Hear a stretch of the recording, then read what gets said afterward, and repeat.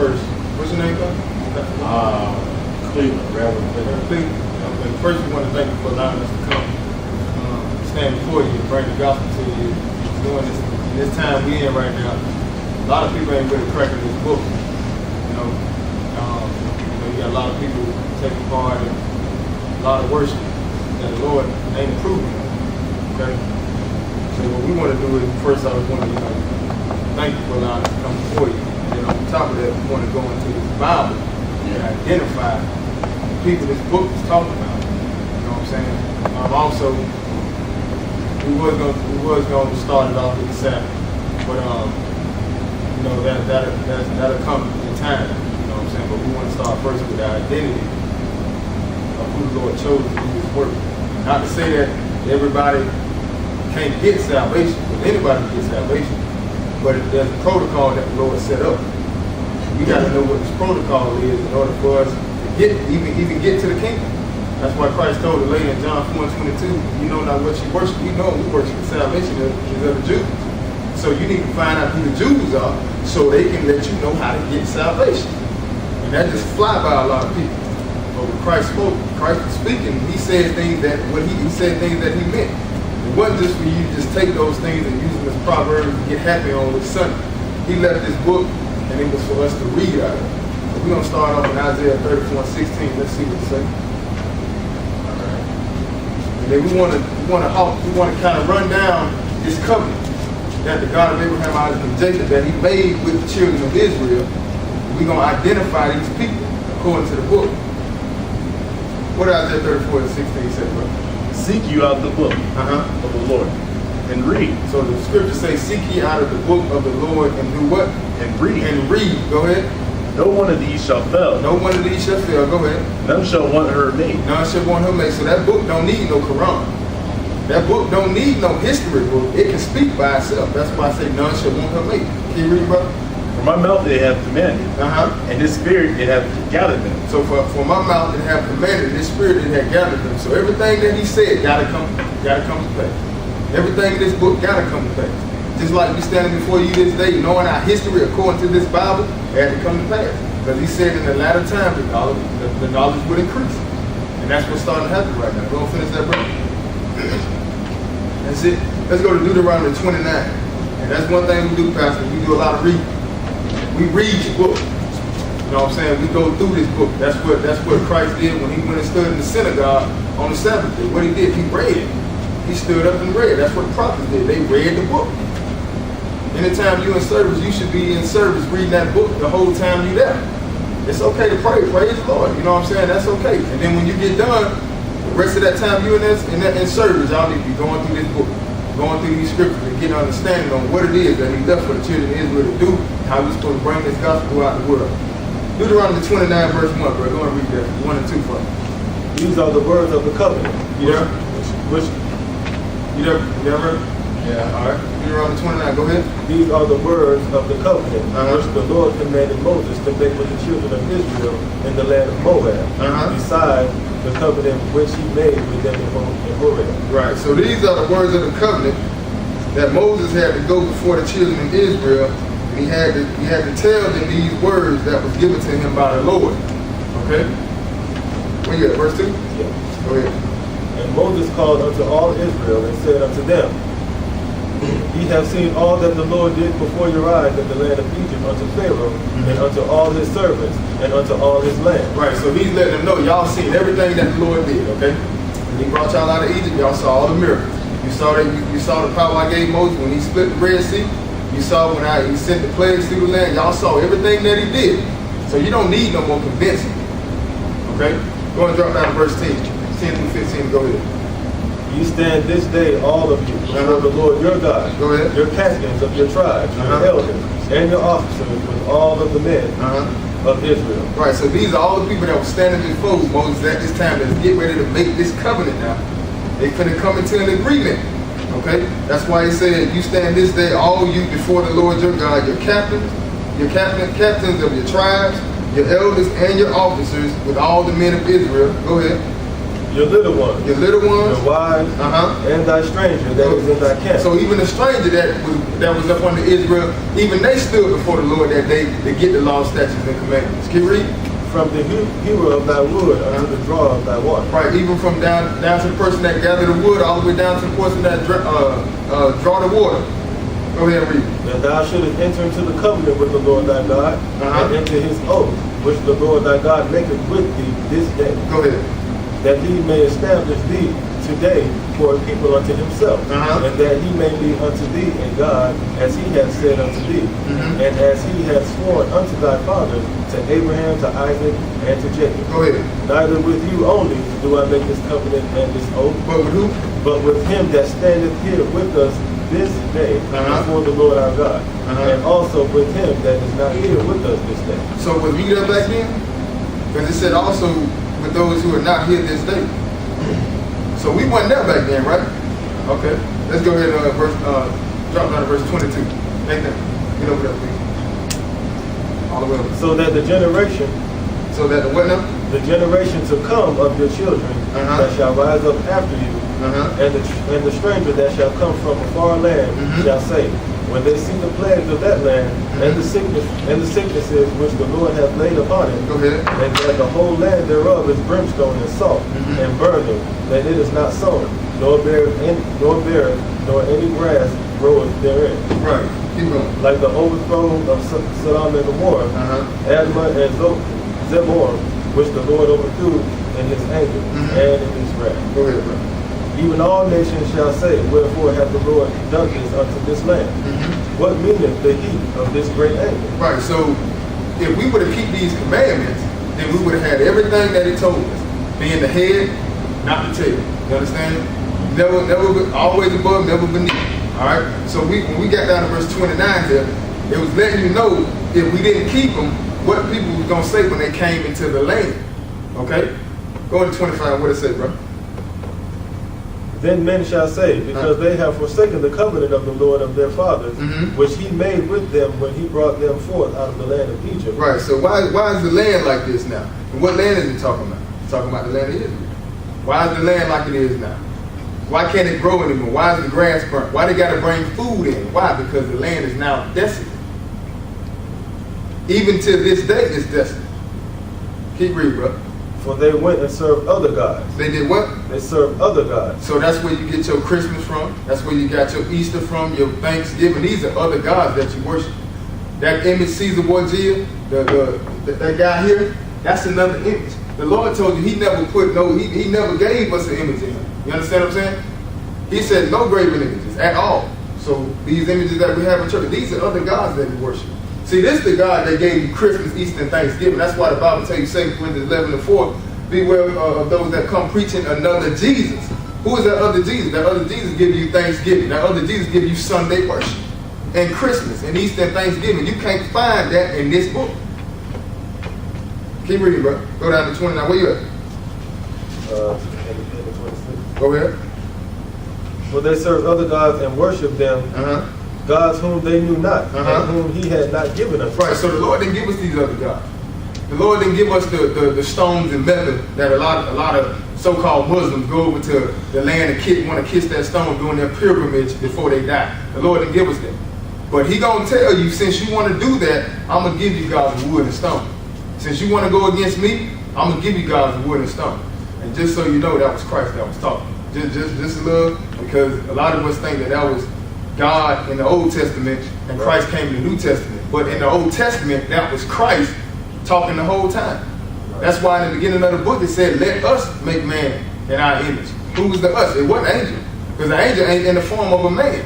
You understand what I'm saying? But just to verify that, in the New Testament, Christ came and said, no man has seen the Father at any time or heard his voice. So who was that they was talking to? That was Christ. And the book tells you that. But let's keep reading, bro. Where you at? 27. Go ahead. 28. And the Lord rooted them out of their land. So the Lord took them out of their land in anger. Go ahead. And in wrath and in great indignation, and cast them into another land as it is this day. Right. So what nation of people got cast into another land? What nation of people got rooted out of the land? See, we gonna let the book hawk it down. We ain't gonna say that yet. We gonna let the book hawk it down. Now let's go take a look at some of these curses to identify this people.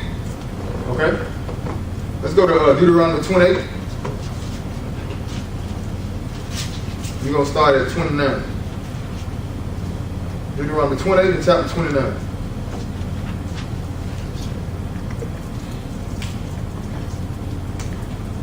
Whenever you're ready. And thou shalt grope at noonday, as a blind grope in darkness. Saying, thou shalt grope at the noonday. Go ahead.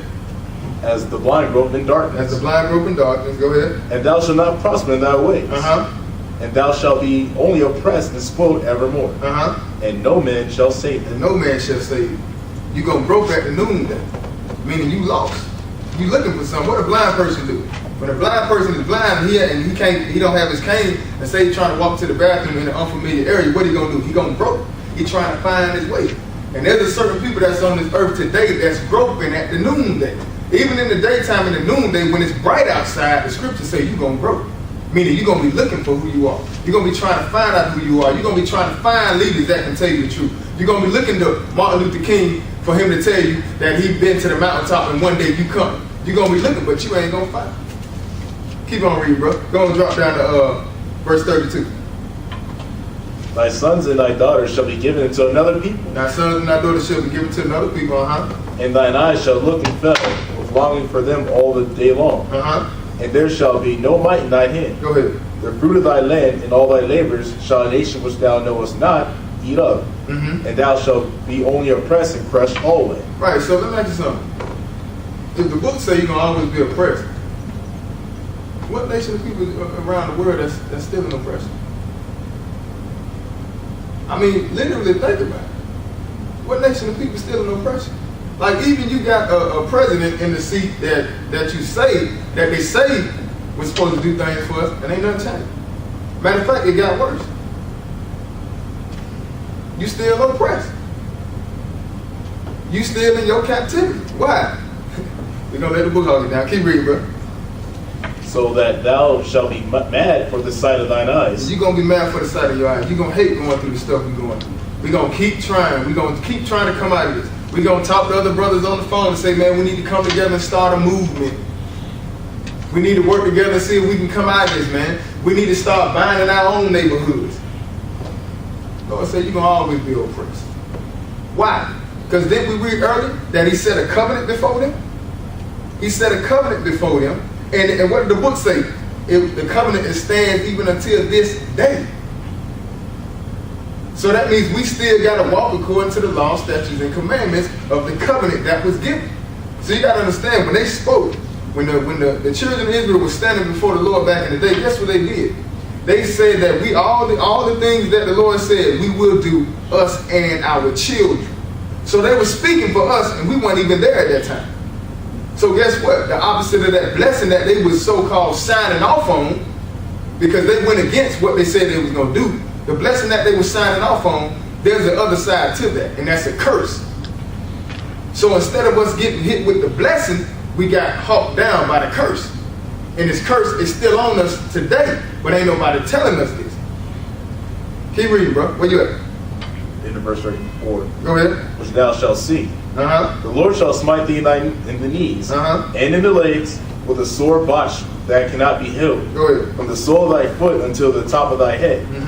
The Lord shall bring thee and thy king which thou set over thee to a nation which neither thou nor thy fathers have known. And there shalt thou serve other gods, wood and stone. That wood and stone is what? Those crosses. That stone is what? That Mecca. Trying to kiss them, get over the Mecca, man, and kiss them stones. Them crosses, those crosses represent crucifixion of somebody dying. They had crucifixions. They had up to 500-600 crucifixions in one day. So that's like me today wearing an electric chair around my neck to celebrate the death of one of my friends or something. No images at all. But we're a nation of people going completely backwards. Go and drop down to verse 43, man. Well, hit 37 right quick. And thou shalt become an astonishment, a proverb, go ahead, and a byword among all nations, whither the Lord shall lead thee. So the book says you're going to become an astonishment. That's why everywhere we go, people look at us like we animals. We're an astonishment, man. We're an amazement to people. And another astonishment is that how we went through everything we went through. Our fathers went through everything, and foremothers went through everything they went through, and we still alive today. That's an astonishment. Because a lot of people would be probably gone by now. We should have been gone. But the Lord is saving his remnant to come through this. Keep on reading, bro. Where you at? Beginning of 38. Uh-huh. Thou shalt carry much seed out into the field, Uh-huh. and shalt gather but little in. And that's what we did back in the day. Go out into the field, plant the vineyards and stuff like that. We wouldn't gather nothing. They didn't belong to us. We was planting vineyards for other people. But at the beginning of Deuteronomy 28, 1 through 15, you saw the blessings. If you did what he said, then your land was going to be plentiful. But if you went against what he said, your land was going to be desolate. You was going to plant vineyards and you weren't going to be able to enjoy them vineyards. So just think back to the 1800s, the 1600s when we came off the slave ships and we was planting vineyards and we didn't enjoy that. But it had nothing to do with a white man, because when we first started, it said the Lord is the one that was going to do this. We broke the covenant with the Lord. We didn't break it with a man. A man can't call this the end of it from the beginning. And that's how this plot of lust was called, from the beginning. Go ahead and read what you got, man. Verse 43. The stranger that is within thee shall get up above thee very high. Right. And the stranger that's within you shall get up above you very high. Go ahead. And thou shalt come down very low. And you're going to come down very low. So even back in the day when we had strangers in our camp that would be going to get the water for us, the Lord said the stranger going to come up before you and you're going to come down very low. Even the stranger going to be above you. Go ahead and read, bro. He shall lend to thee, and thou shalt not lend to him. So he gonna even the stranger gonna lend to us. Go to your banks. Go to your banks. Show me an African American bank around here where I can go get some money lent to me at. I bet you can't find one. If you find one, it's probably something that's put up by a society. A sorority. But for the most part, you don't see them nowhere, because the Lord said we're gonna be the borrower, not the lender. But we would have been the lender and not the borrower if we would have kept the law, statutes, and commandments. Keep on reading, bro. He shall be the head, and thou shalt be the tail. He shall be the head, and we're going to be the tail. Go ahead. Moreover, all these curses shall come upon thee, and shall pursue thee, Go ahead. and overtake thee, till thou be destroyed. Because thou hearkenest not to the voice of the Lord thy God, to keep his commandments and his statutes which he commanded thee. And they shall be upon thee for a sign and for a wonder upon thy seed forever. Right, so the book says it's going to be a sign, the curses, going to be a sign and a wonder upon us forever. Like one of the elders say, a sign identifies something. A sign identifies a person. All you got to do when you think about poverty, who you think about? Us. That's a sign. You think about people being locked up in prison, who you think about? Us. You think about AIDS and gonorrhea and herpes, you think about us. You think about men leaving the house not taking care of their children, who you think about? Us. That's a sign. Keep on reading, bro. Because thou servest not the Lord thy God with joyfulness and with gladness of heart for the abundance of all things. Therefore shalt thou serve thine enemies, which the Lord shall send against thee in hunger and in thirst and in nakedness and in want of all things. And he going to do what? And he shall put a yoke of iron upon thy neck. Where that picture at where they got a yoke of iron on our neck? See that right there? That's a yoke of iron right there. See that yoke of iron? That's called out the book. The Lord said he was going to put a yoke of iron in your neck. And that's what they put on our neck. When our forefathers tried to escape, they put the yoke of iron on so they couldn't get out of the woods. They was trapped. They couldn't go nowhere. And then also he said you're going to worship them in want of all things, in nakedness and in thirst. What else he say? He said, therefore shall thou serve thine enemies in thirst and in nakedness and in want of all things. So anytime you want to get food, who you got to go to get your food? Your food is mainly in the shops. Walmart, Kroger, you don't own that. Your clothes, JCPenney, Sears, Walmart again, you don't own that. Kmart, you don't own that. You might have a little brother, getting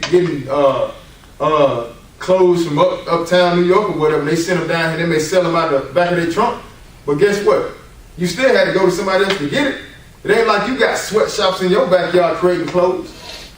Lord said you're going to have to go to your enemy in want of all things, in nakedness and in thirst. Go and drop down to verse 54, man.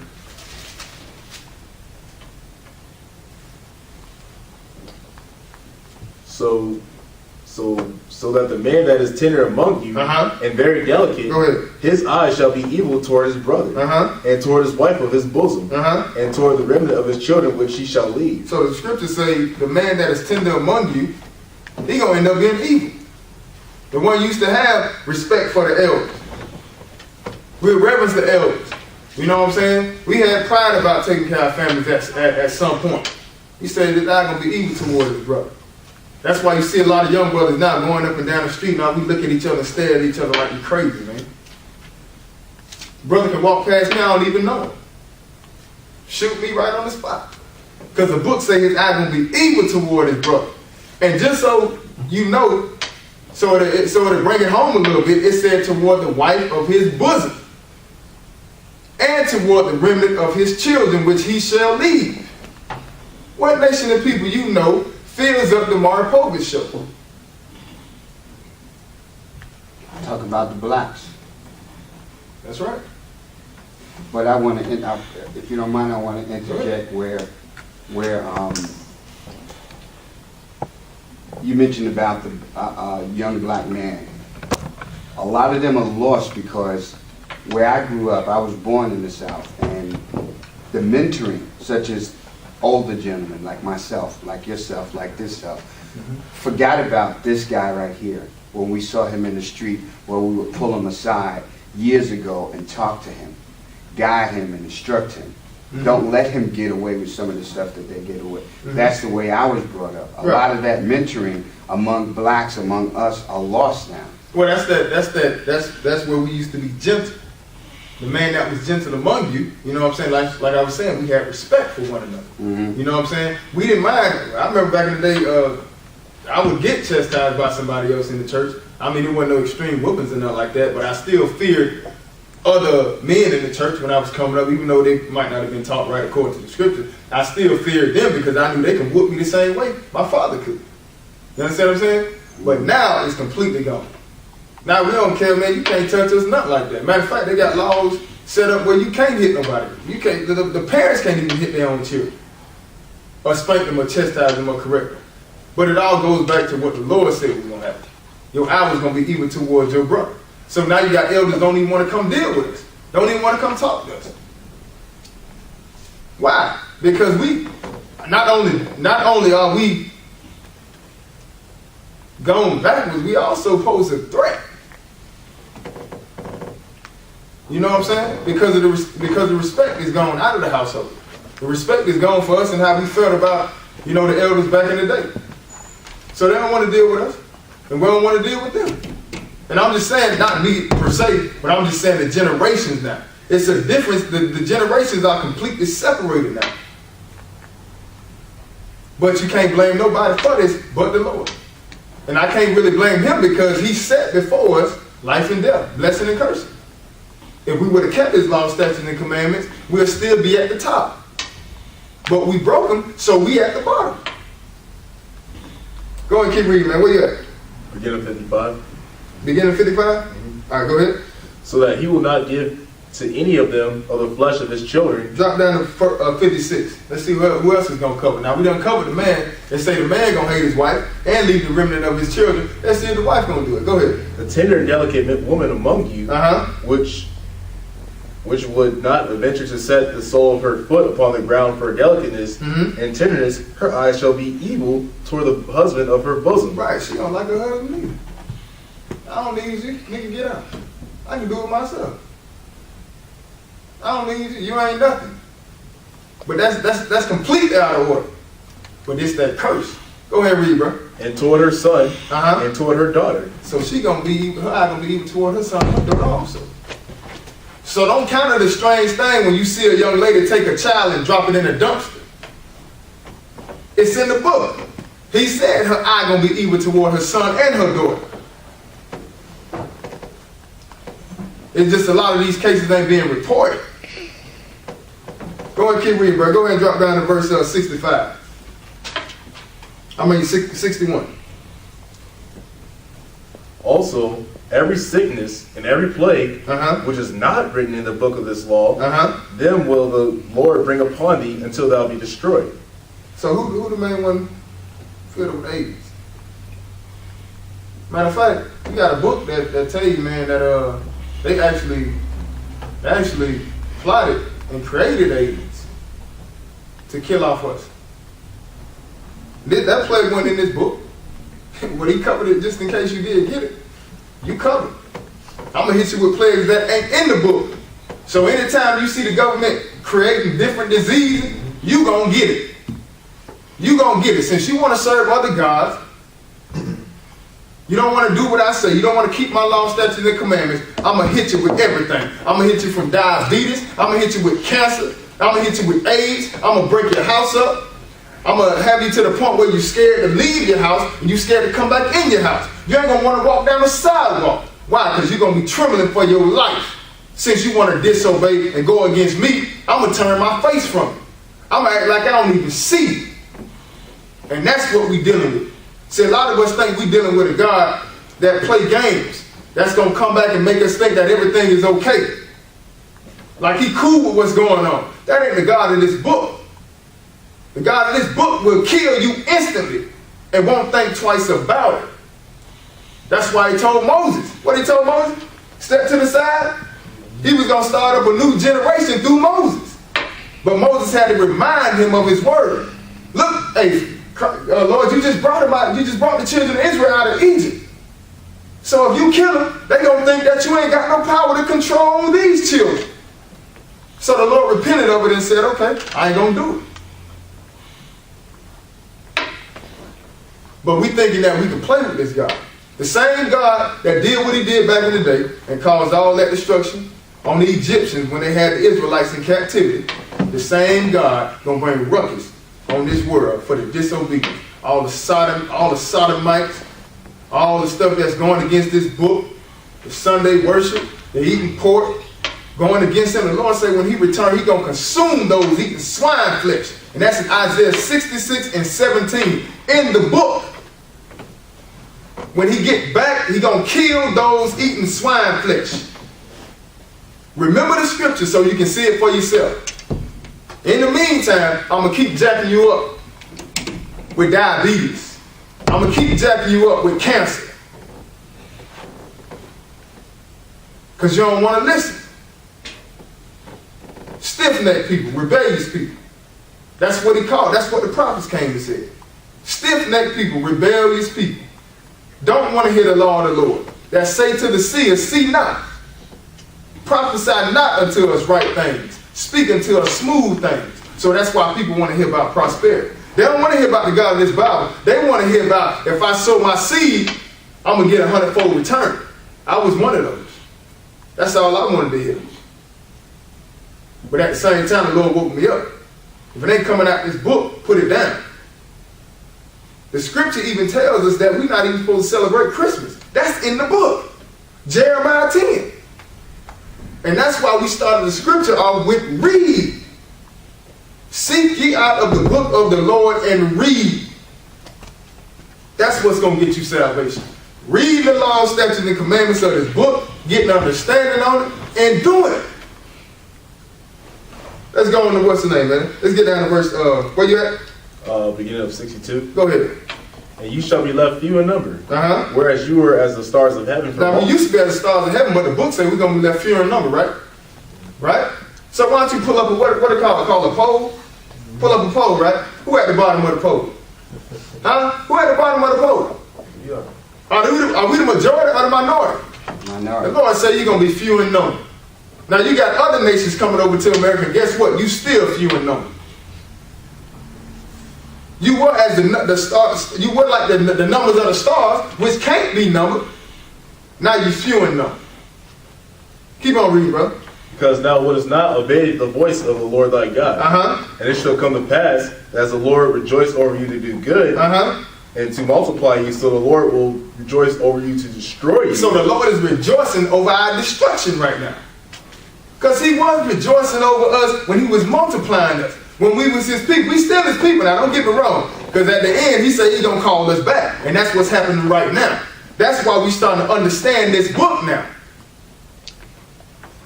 But he said he was going to rejoice over us to do us good if we would have kept the law, statutes, and commandments. We broke them. Now he's rejoicing over to do us harm and bring evil among us. Keep on reading, brother. And to bring you not. And you shall be plucked from off the land whither thou goest to possess it. So let me ask you something. The people in Israel today, these people right here, where is it at? Right there. Let me see that poster, brother. These people right here. Were they plucked off the land? Were they plucked off the land? What land were they plucked off? Those are blacks? No, these are those people in the land of Israel who call themselves Jews. Were they plucked off any land? Were they plucked off any land? Think about the question. The Lord say the Israelites are going to be plucked off the land and removed. When were they removed off the land? They're still here. I'm saying, were they ever plucked? Were they ever removed off the land and taken into captivity? Were they? They were. No. So how could they be the one that fit this book? Only one nation of people got plucked off the land and got scattered throughout the four corners of the earth. We're going to keep reading. I'm going to show you that. Keep reading, bro. And the Lord shall scatter thee among all people. What the book say? And the Lord shall scatter thee among all people. It says the Lord is going to scatter you among all people. Everywhere. You can leave Florida, go to South Carolina. You're going to find a Negro. You can leave South Carolina, go to Bahamas. Guess what? You're going to find a Negro. Go in the deepest, darkest caves of Africa. You're going to find a Negro. The Lord said, I'm going to scatter you everywhere. Keep reading, bro. From the one end of the earth, even unto the other. Go ahead. And there thou shalt serve other gods, which neither thou nor thy fathers have known, right? Even wood and stone. Right, he said you're going to serve other gods, wood and stone. So that's that God he was talking about. I'm going to send you into another land, you're going to serve other gods, wood and stone. That wood right there, that's another god. That's what the book was talking about. That rock they want to kiss when they go over to Mecca, that's that stone he was talking about. That stone that they built up in Washington, D.C. and everybody trying to catch a flight to go see that stone, Martin Luther King. That's a stone. These are your gods. You ain't worshiping the God of Abraham, Isaac, and Jacob no more because you done made a man. So now I got to bring you out. Keep on reading, brother. And among these nations thou shalt find no ease. And among these nations you ain't going to find no ease. You can talk about reparations all day long. You ain't finding no ease. Keep reading, bro. Neither shall the sole of thy foot have rest. But the Lord shall give thee there a trembling of heart. A trembling of heart. Keep reading, bro. And failing of eyes. And failing of eyes. That trembling in the heart. You got a lot of brothers, like we like to say, man, we ride in the car, get put up by the police, man, we trembling. We can be, man, everything on the car can be legit. Tags can be legit. Insurance can be legit. Lights and everything work. Brakes work. Everything is fine. Don't smoke no weed. Just leaving church. Keeping the law, statutes, and commandments. But the book says, I'm going to give you a trembling of heart. Only one person is fit. Keep reading, bro.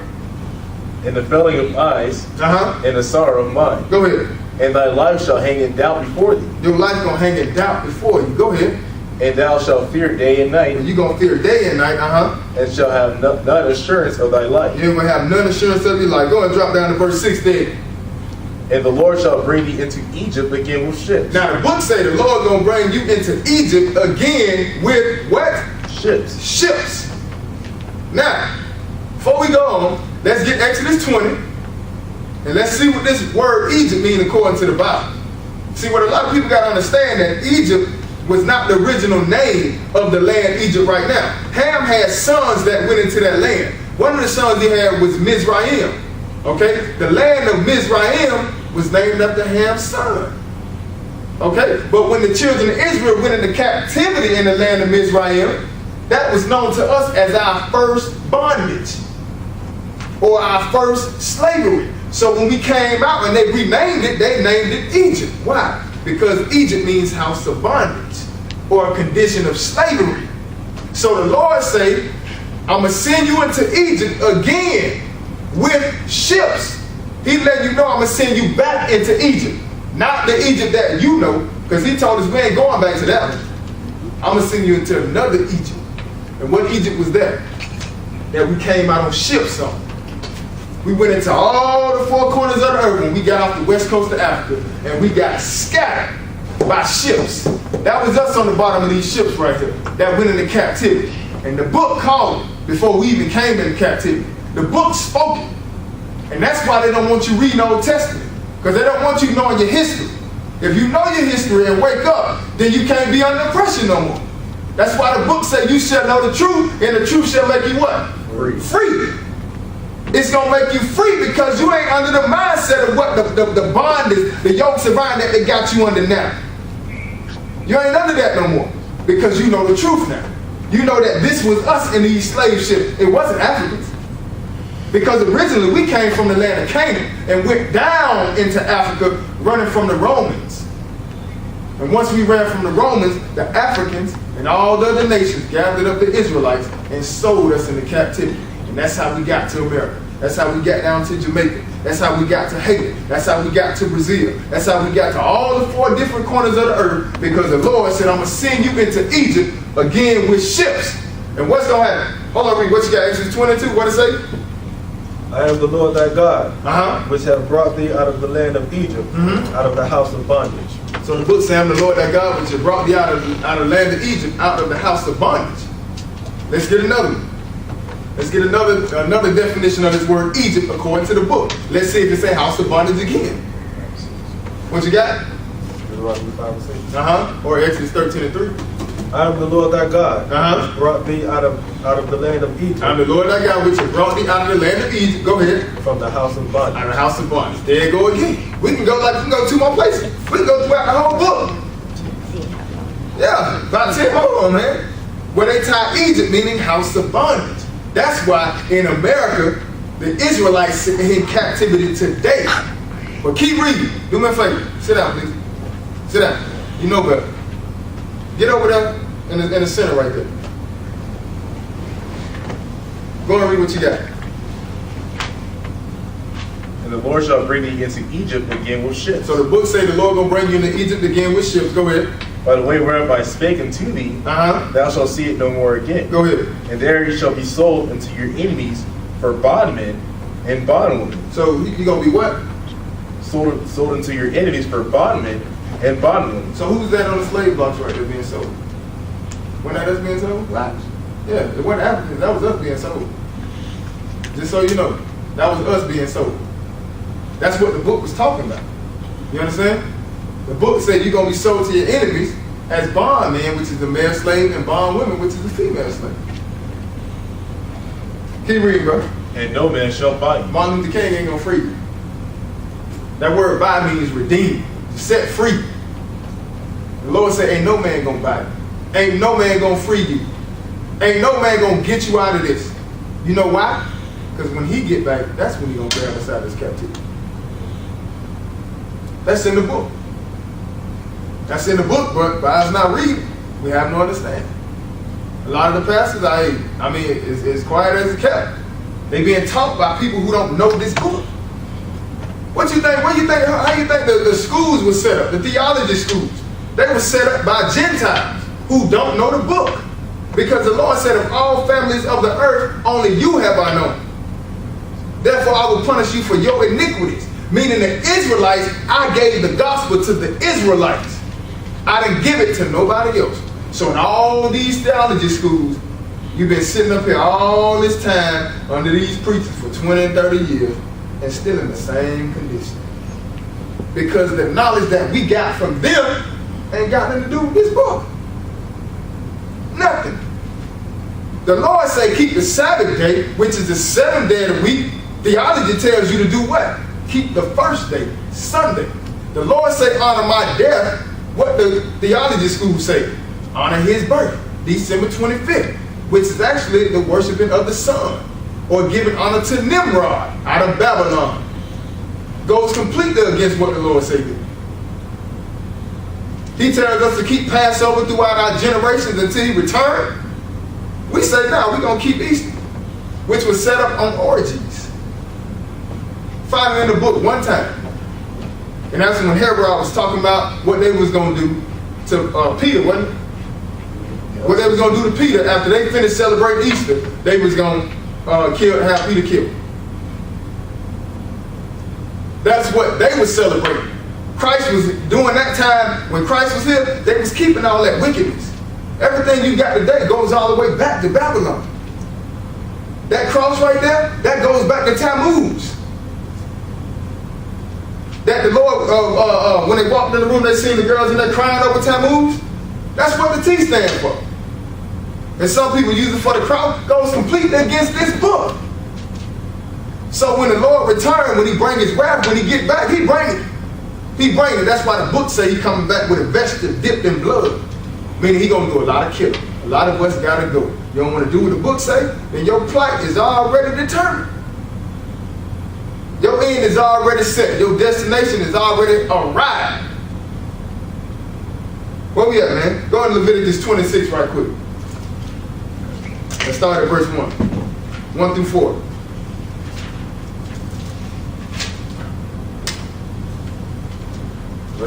Go ahead. You shall make unto you no idols, nor graven image. What the book say? You shall make unto you no idols, nor graven image. But you can keep some crosses. No idols. But you can put some images of Caesar Borgia in the church. It's okay. What the book say? Neither rear you up Uh-huh. a standing image. Go ahead. Neither shall you set up any image of stone in your land. No images. No images. Clearly, you see, we go against that.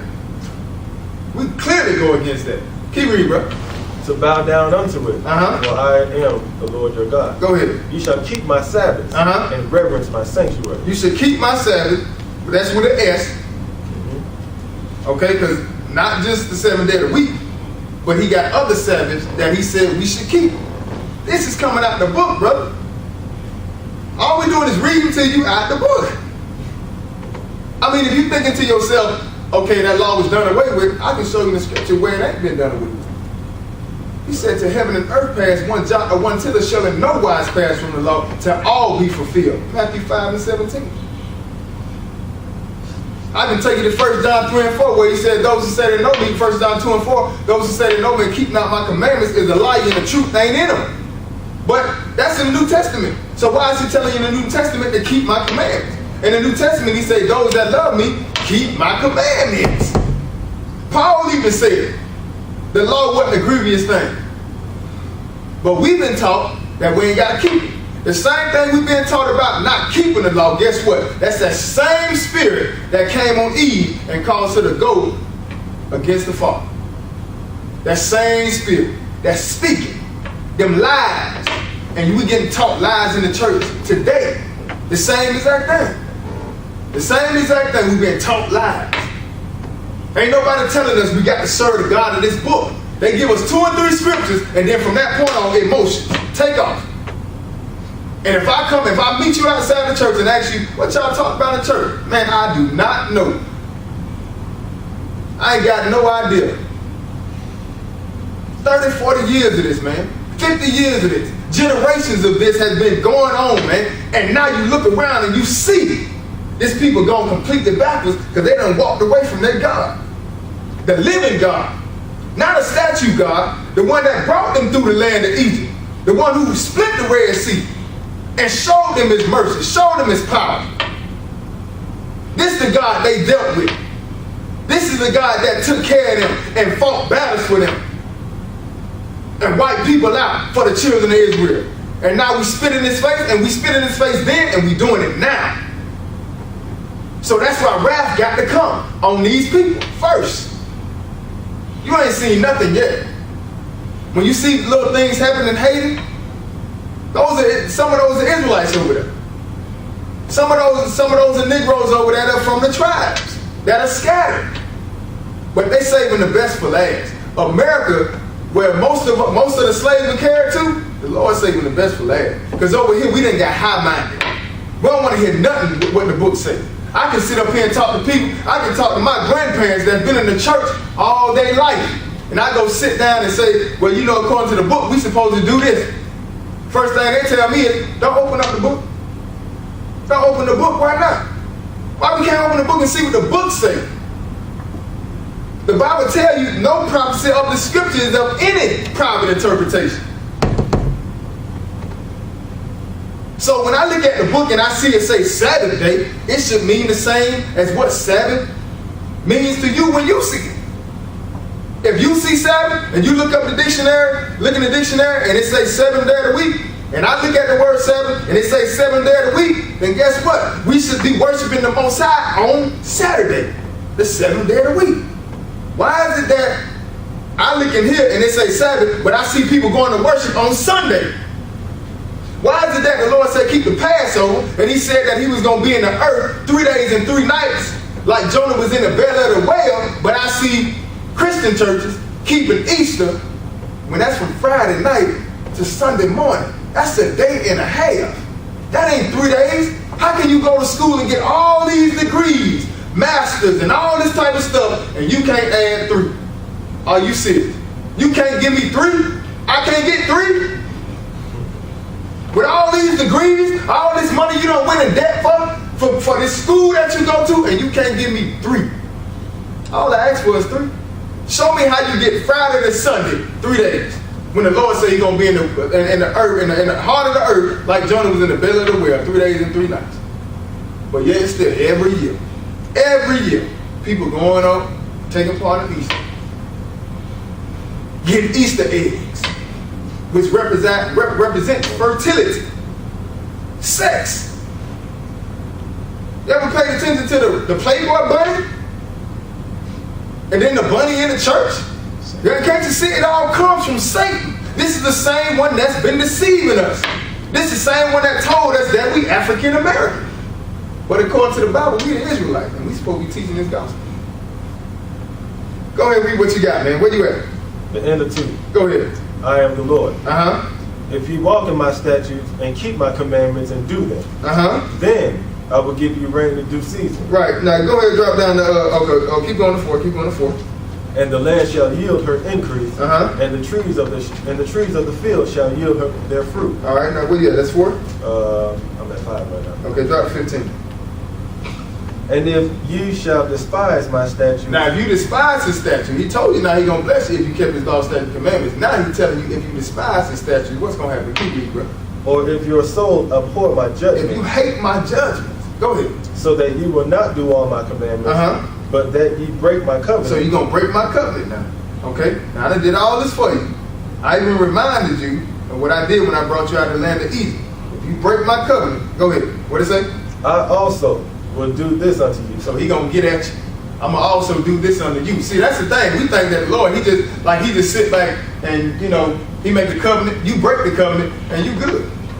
And you ain't got no repercussions coming. I just go ask the Lord for forgiveness. You still gotta pay for what you did. Why you think we here right now? Why you think we in America right now? Why you think we scattered throughout the 4 corners of the earth right now?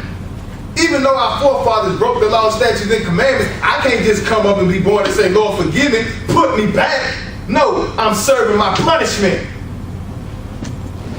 And that's the thing we don't got no understanding on. We think that he just let everything ride, man. The same way you chastise your child, when he act up, guess what? The same thing the father does to us, but he allows the son to do it the same thing. We get chastised the same exact way. But his chastisement ain't nothing compared to what we do. Nothing. His chastisement will put you on the ship and take you to another lane. And I hide my face from you. So when you call me, I don't even see you. His chastisement to the point where he'll make heaven and earth, he'll make heaven iron, earth brass. When you pray, you ain't getting nothing through it. I don't even know you. I'm going to hide my face from you. So until we learn and understand that he is the one that caused this plight on us, we ain't going to never come out of this situation. We're going to still keep going through what we're going through until you turn back to the law, statutes, and commandments. Keep reading, bro. 16. Go ahead. I also will do this unto you. I will leave in a point over you terror, consumption, and the burning of that shall consume the eyes and cause sorrow of heart. Go ahead. And you shall sow your seed in vain when your enemy shall eat. So who ate the seed when we planted it in the field back in the day? Who was eating? Was we eating the seed? Was we eating? Huh? From what I know, we was eating pig slop. Yeah, we was eating chicken.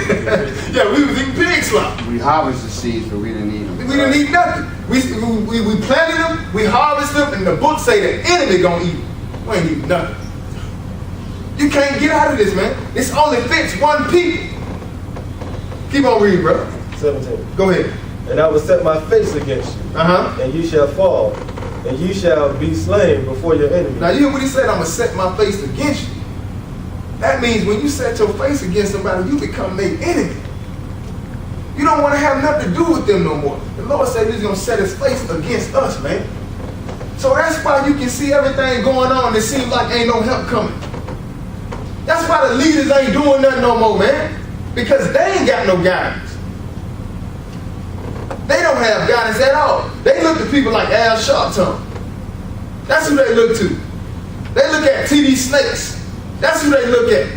Eddie Long Money Long. That's who they look at. They don't look at people coming out this book, but they look at the lavish life. Go and keep reading, bro. They that hate you shall reign over you. They that hate you shall reign over you. Go ahead, rule over you. They that hate you gonna rule over you. Yes, they hate you. They rule over you. Can't blame them, no. The Lord the one called them. That's who you need to fear. And see, that's the problem with a lot of brothers. They so busy blaming the white man for this condition that you ain't giving the Lord the reverence. If you find out who put you in this situation and stop praising man for your situation, then maybe he'll have mercy on you. The white man ain't do this at all. As I read this book, I ain't see nowhere in here where it say, I'm going to let a white man put you on a ship and send you into slavery. Nowhere. Everything I see, the plaque that take place on it say the Lord. I the Lord. I the Lord. I the Lord. You broke my covenant. You broke my statutes. Don't say nothing about man, does it? Does it? And that's the problem. We sitting up here blaming man for our condition, so therefore the anger is pointed at man. But if you stop with the anger and really look at who did this and say, oh man, I'm going against what he said do. Lord, I'm sorry. Repent. Turn away from the ways of the world and start keeping this book. And then you realize, man, you ain't even got enough anger to cover you if you wanted to. Because all this stuff that done happened to us, man, anger can't cover this. Anger, you can be mad, man, it's a waste of time and energy to even be mad. If you're going to be mad at anybody, be mad at yourself, be mad at your parents, be mad at your grandparents, and your great-grandparents. However far back you can think of your parents, that's who you need to be mad at. Because guess what? They didn't raise you up in the truth. And matter of fact, some of them even knew and still know today, but they won't tell the kids. So since you're ashamed of the Lord, you won't tell the kids they ain't supposed to be celebrating Christmas? Okay, when he land on the ground and the ambulance put a toe tag on him and stick him in the back of the truck, don't call me. Don't forget, remember, I told you your heaven gonna be like iron. I ain't hear nothing. Ain't none of your prayers getting through. Nothing. That's why he said, I'm going to bring you to naught. Bring you down. Go and keep reading, bro. The end of 17. And you shall flee when none pursueth you. And you're going to flee when none pursueth you. Go ahead. And if you will not, yet for all this, hearken unto me, then I will punish you even 7 times more for your sins. What the book just say? What it say? I'm going to do what? Punish you 7 times more for your sins. So let me ask you something, bro. If the Lord said I'm going to punish you 7 times more for your sins, does it start to ring a bell? Like why we get more of a punishment for the same crimes as everybody else? You understand what the book is saying? I'm going to punish you 7 times more for your sins. So put me up to okay, we'll just say, for example, put me here and put a white man here. And we both go in the bank and rob the bank. We both went out the bank and they catch me on this side, they catch him on that side. Who gonna get the most time? More than likely, I'm gonna get it. Why? Because the Lord left the law, statutes, and commandments with us, and we supposed to know better. When you know better, you do better. And you teach your children, and they teach their children. So that's why. Matter of fact, if you got kids, okay, when I was little, and me and my brother would get in fights, I would get say for instance, we go through the house and we just tear something up outside. We outside and we do something. We take the water hose, just wet the side of the house, or throw mud on the house. You know what I'm saying? And we know we're supposed to do that. But me being 12, him being 8, who you think gonna get it worse? The elder. Why? Why is the elder gonna get it worse? You should know better. You should know better. That's why the Lord said I'm gonna punish you 7 times over. Because you're supposed to know better. Because I showed my face, I showed my hand to you. I showed you me, I revealed myself to you. I I chose you to do a work. I revealed myself through this book. I showed you myself. I showed you my hand when I brought you out of Egypt. And you still complain. You still go against me. Okay, so I'm going to whip you 7 times over. I'm going to punish you 7 times over. And that's exactly what we get today. So next time you hear about a brother, these brothers locked up for like 5 pieces of rock, you know what I'm saying, crack cocaine, and then you got another man, these businessmen, downtown Atlanta, corporate America getting caught with big old bags of cocaine, whether it be Atlanta, Tennessee, Florida, wherever they at, they get off. Understandable now. It's clear now. Because the Lord ain't expecting them to know no better. He's expecting us to know better. So we can teach them how to do better. But if we off, everybody else gonna be off. If the teacher, if you walk into the classroom, the kids playing in the classroom, and the teacher come in there and start playing too, you think the kids gonna stop? If you was a teacher, walked into the classroom, the kids in there playing, and you start playing with them, are they gonna stop playing? They gonna keep playing. They gonna keep playing. So don't expect nothing else. That's why the world jacked up. Instead of us promoting homosexuality, we jumping in bed with it. We signing off on it. Because if they can get the Negroes or the black folks to sign off on it, it's cool. It's on point. Would you say a majority of the blacks are for, you touch upon homosexuality, you touch upon signing off on speaking of marriages, you know, with men and women? I know you're speaking in reference to that, but that's a majority of the white culture passing that law. It's not a black man that's passing it. That's right. It's not a black man. I mean, we're involved in it, you know, because gays, you got black gays and white gays and different races, but that's a white man that's signing off. Right, okay, but we should know better is what you're saying. That's right. I agree to that. But when you get to, now, I'm not disputing anything that comes out of that book. Mm-hmm. But when we're taught you're speaking of the blessings and the curse. Now, the teaching should also come when we have meat. Your youth come where you're looking, so let's seek in that word, let's seek in that Bible the answers of what we should do, not what we shouldn't do. Right, that's right. Now, what you're sharing with me, a lot of stuff that you're educating me with, I'm thankful for it, because a lot of things you open my eyes up to. But also, you should also share something now. Let's search in this word, because God said, seek me first. Right, and how do you seek him now? Through his word. That's right. So that's now what I'm saying to you is that we should now go to search that, let's find the answers to save our soul. If y'all invite us back, then no. See, that's y'all invite us back, then we'll go to that. That's not because see, what we do is, like I tell you, we spend hours on getting clarity. You understand what I'm saying? So I can't just give you 5 or 10 scriptures, you know what I'm saying, to tell you what you did wrong and say, now let me tell you what. No, you need to let it sink in. And you need to see the God of this Bible so you'll understand when you walk out of here, I can't come back on Sunday, man. Because if I start telling you, okay, now let me tell you what you need to do, man, how everything gonna work out all good, you're gonna forget. You need to see that the Lord is upset with his people. Now, as far as us condoning what's going on, your so-called leaders, man, this is how the leaders speak for us. They don't speak for me, but as a nation of people that speak for us.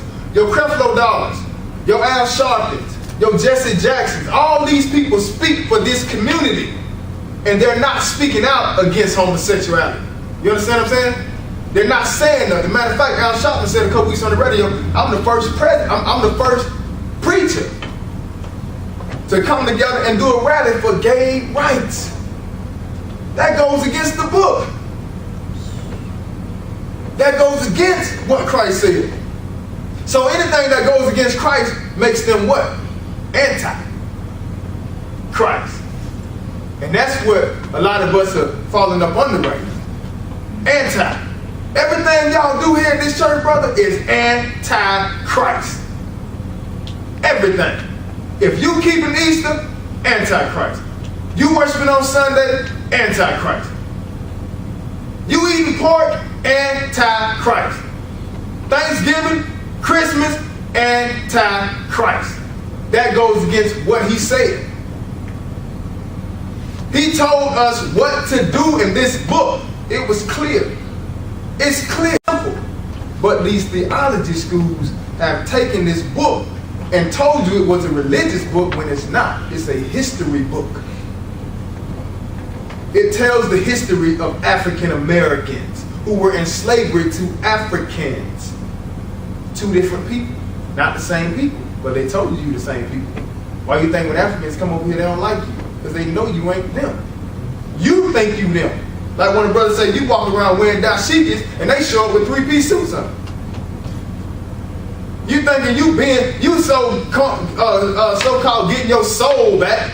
You know what I'm saying? I'm going back to the motherland. And when they come over here, they looking at you like you stupid. Man, we don't wear that over there, man. We come over here, we know how to fit in with what's going on. And on top of that, you ain't even one of us. We know who you are. So by us knowing who you are, we're going to do everything to keep you in the dark. So you got to understand, it wasn't just white people that did this, that the Lord called. It was also Africans. Give me Psalms 83 and 4. It wasn't just white people. It was Africans. It was Arabs. It was East Indians. It was Turkish. It was Polish. The Lord said, a stranger, all these nations came up above us. And now they taking the spoil of us. So you got to let this sink in before you can find out how to get out of what's coming. Because the Lord got a plan in the book on how you're supposed to get out of here. The same thing he did back in the day when he brought the children of Israel through the land of Egypt. Guess what? The same thing will happen again. But your pastors, not you, your pastors that's coming through the major mega churches, because it passes down. It ain't y'all fault that y'all teaching this. You know why? Because the Lord said he calls y'all, he put y'all in the deep sleep. But y'all thinking y'all going to heaven. The Lord said, from dust thou art, dust thou shalt return. If you going to Earl, if you're well read in the Bible, heaven is here on earth. That's right. It's through heaven. And God is bringing his kingdom on this earth. Back it's here. On this earth. And where is he bringing his kingdom back? Back into Israel. That's where he's bringing. On Mount Zion. He said, I'm going to place my souls on Mount Zion. Right. In Jerusalem. Now see, a lot of people don't realize. People realize that they die and they're going to go to heaven. Right. That's what they taught. They taught that they go to heaven. But when you die, you're in a realm. You're in a different realm. You're in the dirt. You're in the dirt. You sitting there. You go back to like from you go to the dirt. From dust you came from. From dust thou shalt return. And guess what? You a dead soul. That's what you are. Because the Lord said when he breathed breath, the breath of life into man, man became a what? A living soul. So when that Lord take the breath from him, what does he become at that point? A dead soul. Simple, man. But do you believe where your spirit is? Man, that spirit is that breath. That's all. He just take that breath back. That's it. That's it. What we talking about this weekend? It's three. Which one? It's three different kind of spirits now. Three different kind of spirit, but the one you talking about is that breath. That's Job 27. Yeah, you talking about that breath. That breath, the Lord bring it back. That's it. But that soul is laying there in the dirt, and it's going to be called up. Either the first resurrection or the second resurrection. Give me Psalm 83 and 4. What it say, brother? They have said, come, and let us cut them off from being a nation. They have said, come and let us cut them off from being a nation. Go ahead. That the name of Israel may be no more in remembrance. That the name of Israel may be no more in remembrance. Go ahead. For they have consulted together with one consent. They have consulted together with one consent. So they came together and said, come on, man, let us cut them off from being a nation. So the name of Israel may be no more in remembrance. Okay? It was only one nation of people that was named after Christ. Christ's name was Israel. Okay? And then he named, when Jacob was wrestling with the angel, he was fighting with the angel and told the angel he wasn't going to let him go until he blessed him. Angel asked him what his name was. He said Jacob. He said no more. It's going to be Israel. At that point, that's when Jacob was adopted. And all his sons, the 12 tribes of Israel, came under that blessing. Abraham, Isaac, Jacob, then the 12 tribes. And just so you know, the children that are sitting here in America in the four corners of the earth come from them tribes. And that's why we've fallen under the curses right now. Because the Lord gave the blessing to us, and we supposed to teach the sons of Adam on what they supposed to do to come back to eternal life. Ain't nobody teaching. Because a lot of people don't know. A lot of people don't know. A lot of people don't know that it's a first resurrection and a second resurrection. A lot of people don't know. A lot of people think that when Christ come in and set the kingdom up on this earth, that's it. That ain't it. The Father coming. When Christ come, it's going to be flesh on this earth. When the Father get here, ain't no flesh. Period. Going to be nothing but immortal bodies on this earth, according to the book. That's why I say when the Father come, ain't going to be no more sea. According to Revelation, sea is the people. That's why I tell you the beast came up out of the sea. But that's the thing that ain't nobody being taught. A lot of people don't know that it's going to be two kingdoms on this earth. Not at the same time. The first one, oh man, good Lord have mercy. When Christ said I was going to prepare a place for you, man, that's the kingdom that the Father going to bring down. After the 1,000-year millennium. After the Sabbath that Christ is going to set up. See, the Sabbath that the book talk about, when it said God created earth, and in 6 days, then on the 7th day he rested, he ain't rested yet. The 7th day ain't even took place yet. You understand what I'm saying? That's the book calling it from the beginning all the way to the end. But he ain't even had the 7th day yet. But that's why he tell you to keep the Sabbath. Because you're practicing. You're preparing for what he gonna do. That's why the book say rehearse the righteous acts. These ain't nothing but a shadow of things to come. Ain't that what the book say? Mm-hmm. It's a shadow of things to come. Right, so when he get back, you practicing keeping the Sabbath. And then when he get back, you're going to understand why. Because when he get back, Satan going to be locked in the bottomless pit for 1,000 years. And during that time, Christ going to be teaching the whole world.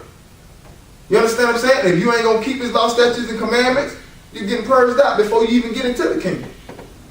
But during that time, it's going to be flesh on this earth. And they're going to be tried after the 1,000 years, just like we're going to be tried in these upcoming years. People like me, people like these brothers that teach this book, they coming for us, man. They coming for us. They don't want us telling you the truth. But guess what? It happened in the old days. The same thing. Why do you think they killed Christ? Christ was one of us speaking the book.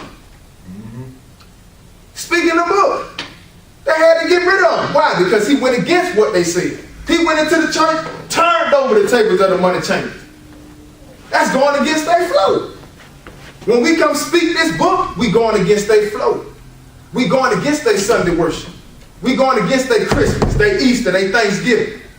We got to get rid of you. Because that Roman Catholic Church, the Pope, that's the one that's getting ready to set everything up. He's the one that's finna change the calendar and make Sunday the 7th day of the week. But we know, according to the Bible, that ain't how it is, but he finna change everything. They finna get rid of the Bibles. Because too many of us are starting to wake up. But the Lord said this was going to happen. That's why the book he said in the latter days, knowledge shall increase. And that's what's starting to happen.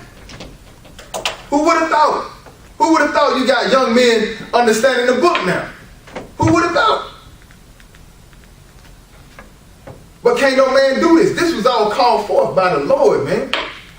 I can read to you in Deuteronomy 30 what he gonna do at the end. How he gonna bring everything down. Like how he called in Deuteronomy 30 what's gonna take place. How we gonna wake up, how we gonna turn back to him, then he gonna free us mentally, then he gonna free us physically and put us back. But he called it. What's happening right now, we starting to be free spiritually. After we free spiritually, then we gotta be free physically. Because he said, I'm going to gather you from everywhere you were scattered. The book said, I'm going to gather you from all the places you were sold. I'm going to gather you from all the places you were sold. That ain't happened yet, man. Only one nation of people was sold everywhere. And we still in them places. You still in bondage, brother. Try to leave the country without a passport. Try to go fishing without a license. Get in the car, take your tag off the car, and just ride and just take off up the street. Go through the red light and everything. Break the law. Now, in the Bible, it's written that you must abide by the law. That's what I'm saying. You know, you in bondage. It's written to them. That is in the Bible. So if you want to break the written law, you're breaking the law that's written. Right, because you got to follow the laws of the land. Right. You got to follow. That's right. But I'm just letting you know, your captivity. You can't go out to why? Okay, if the fish, if the water was made by God, right? Okay, if the water was made by God, why you got to pay for it? Okay, and I can understand the infrastructure. I can understand the pipes and all that type of stuff. It costs. That being paid for. Well paid for. You're in captivity. Go out to the ocean and try to ride a boat without the proper insurance or license on the boat. Try to go fish without a fishing license. Watch what happens. Because this is not your rulership. This is your captivity. There's a people that are in control right now. Y'all just don't call them kings. But the same kingdoms that was ruling back then, all it was passed down. And we sitting up under the rulership right now. We just don't know it. Because ain't nobody telling us that. We think kings are done away with. No, the Pope is running the world right now. He's over everything. And he's going to use all the nations that came in agreement that the book speaks about. What, the 10 toes? That's going to come against all the people, all the saints of this book. All the saints that follow the law, statutes, and the commandments. And then all the people that say they saints. That's who they're coming for. And they're coming real soon. Oh, they're getting it ready. July 1st. The European Economic Community, the 10 nations, signed the deal. Just like the Lord told Daniel in the dream. The 10 nations, the 10 toes. When Christ come back as a stone, he going to crush him. Why he going to crush him when he get back? Because he going to set his kingdom up. They're not just going to pass the kingdom over to him. They're not just going to say, here Christ, here's your kingdom. No, they're trying to fight. That's what the whole war of Armageddon about. Because they're going to try to fight him. He gonna kill him. I mean, he gonna knock him off, of course, because Christ is a spiritual being. Like he has hands and stuff like that, just like we have, but he's spiritual. We flesh, in the mindset of us, to think that we can defeat somebody that created us. I'm gonna read what you got, man. I'm gonna wrap it up. What you got? I just want you to see if we Daniel 9 and 5 right quick. Mm-hmm.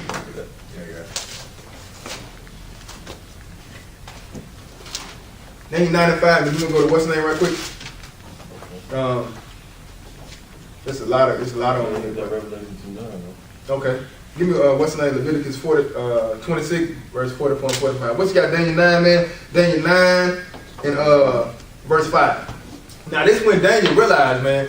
This when Daniel had realized, he was like, man, the things that the Lord said was gonna come on us, I'm realizing that now it came on us. He realized the 70-year captivity that was said that was going to happen to them.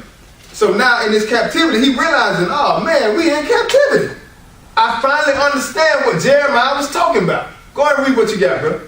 We have sinned, and we have committed iniquity. What he said we did? Have committed iniquity. We have sinned, and we have committed iniquity. Go ahead. And have done wickedly. And done wickedly, And have rebelled. And have rebelled. Go ahead. Even by departing from thy precepts. They departed from the precepts. Go ahead. And from thy judgment. And from thy judgment. So that's what the Lord was telling us back in the day, how to keep the law and the covenant. So he's saying we have sinned and we've departed from thy precepts and thy judgments. Go ahead. Neither have we hearkened to thy servants, the prophets. Neither have we hearkened to the servants, thy prophets.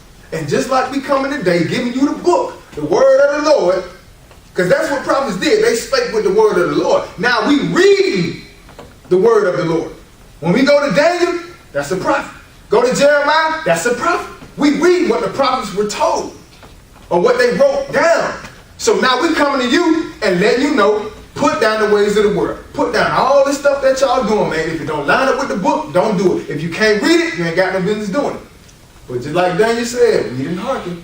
Go ahead and keep reading, bro. Which spake in thy name to our kings, our princes, and our fathers, and to all the people of the land. Go ahead. O Lord, righteousness belongeth unto thee, but unto us confusion of faces. Right, so righteousness belonging to the Lord, but unto us confusion of faces. Why? We don't know who we are.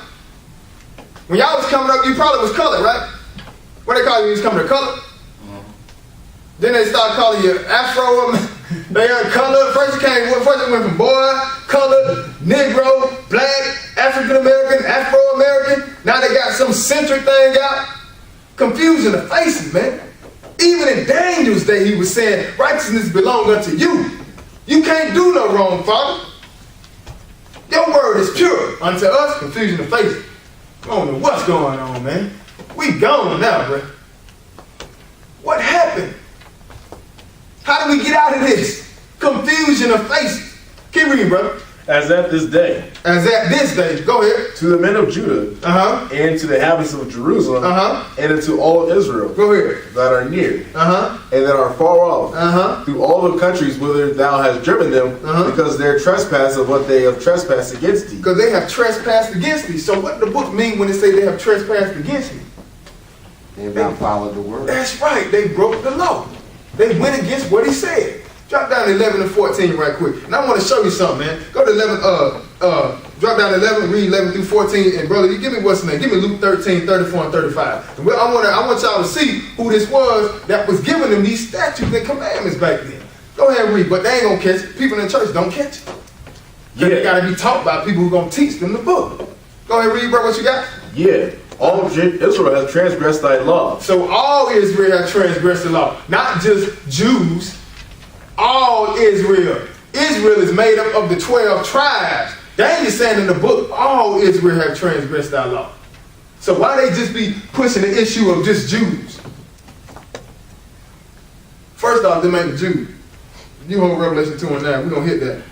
Go ahead and read what you got, bro. Even by departing. Even by departing. Go ahead. That they may not obey thy voice. Therefore the curse is poured out upon us. Now, what he said, we had an option for the blessing and the curse, right? Now, what did Daniel just say? Therefore, the what is poured out upon us? The curse. Curse. Go ahead and read. Is poured out upon us. And the oath that is written in the law of Moses. And the oath that was written in the law. Now, this Daniel, man. Some things that Daniel wrote, the Lord told him to seal it up for the latter times. And we in the latter times now. But he was letting you know, man, oh my goodness, man, the oath that you gave Moses, man, we in it. We broke it. And man, I'm sitting up under captivity right now. The book is simple, man. Just gotta read. Just got to read. People don't want to read the book, man, because these theologists have really confused us. So when we open this Bible, man, we don't know what we're looking at. We just be like trying to go to Proverbs, trying to go to Psalms, and don't realize even in Psalms, Christ was talking in Psalms. Christ was in the book of Psalms telling you the things that was going to happen in the future. Don't understand. Go ahead and read what you got, man. The servant of God. The servant of God. Because we have sinned against him. We have sinned against him. We broke his law, statutes, and commandments. Go ahead. And have confirmed his words, which he spake against us and against our judges that judged us. What verse you at, bro? Middle 12. Okay, go ahead. By bringing upon us a great evil. So he brought upon us a great evil. Go ahead. For under the whole heaven have not been done as have been done upon Jerusalem. What it say? Read that again. For under the what? Under the whole heaven. From the end of heaven to this end of heaven, ain't nothing like this ever been done before. Keep reading, brother. Have not been done as have been done upon Jerusalem. As it is written in the law of Moses. Go ahead. All this evil has come upon us. As it is written in the law of Moses, all this evil has come upon us, and it's still on us today. It's still on us. That's why it doesn't change it. That's why you ain't getting no reparations. Because you came here as a slave. You didn't come here to get rich. If you happen to, it's okay. But make sure you keep the law, statutes, and commandments. Make sure he the one providing your wealth. You ain't got to sell your soul to go out against the God of this book. But you came here as a slave. When you come here to serve punishment, it ain't for you to have fun and have a blast.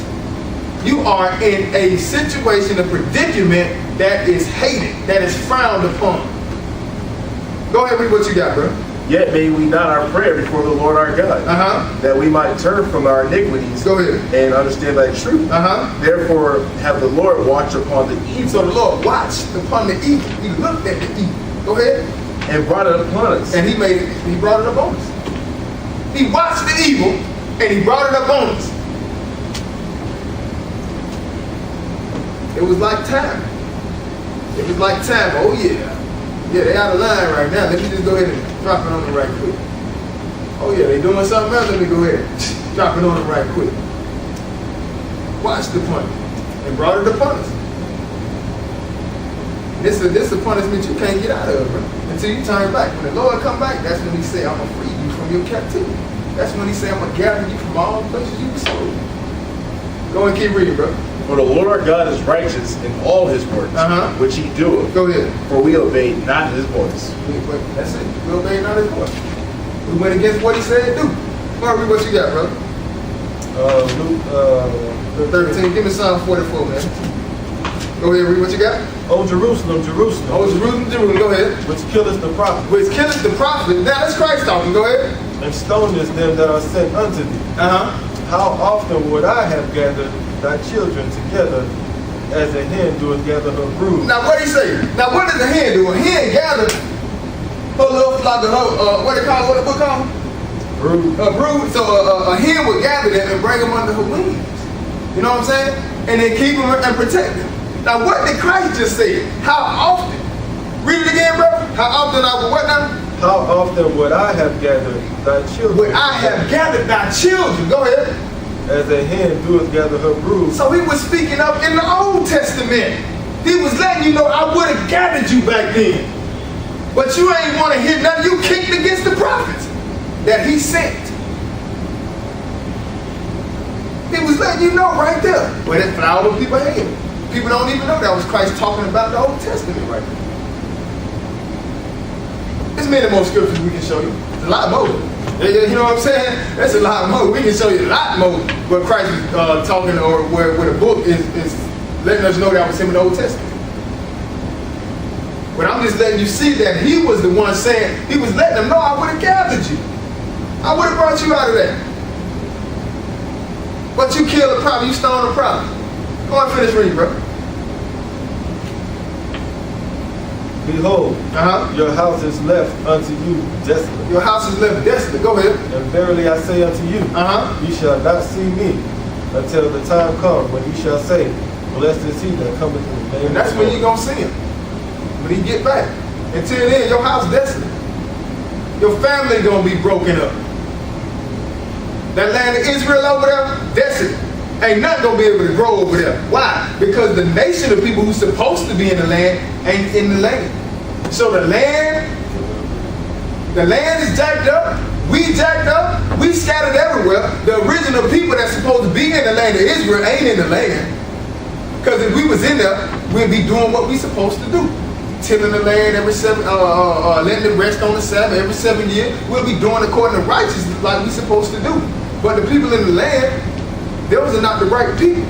They know who the children are. They know we scattered over here sitting in captivity. But the Lord gonna pay them too though. They got reparations coming. For real. All the nations that had a part to do with slavery got reparations coming. Because the Lord said they went a little too far. They took it further. He put us under the captivity, but they took it even further. So they got to pay for it. That's in the book though, man. This ain't coming out of my mouth. This is what the book says. Go ahead, read what you got, bro. 11, where you at? Where you at? Psalm 44, go ahead, verse 9. For thou hast cast off and put us to shame. Thou hast cast off and put us to shame. Go ahead. And goes not forth with our armies. And goes what now? Goes not forth with our armies. Thou makest us to turn back from the enemy. And they which hate us spoil for themselves. That's right. They that hate us take a spoil of us, man. Go ahead.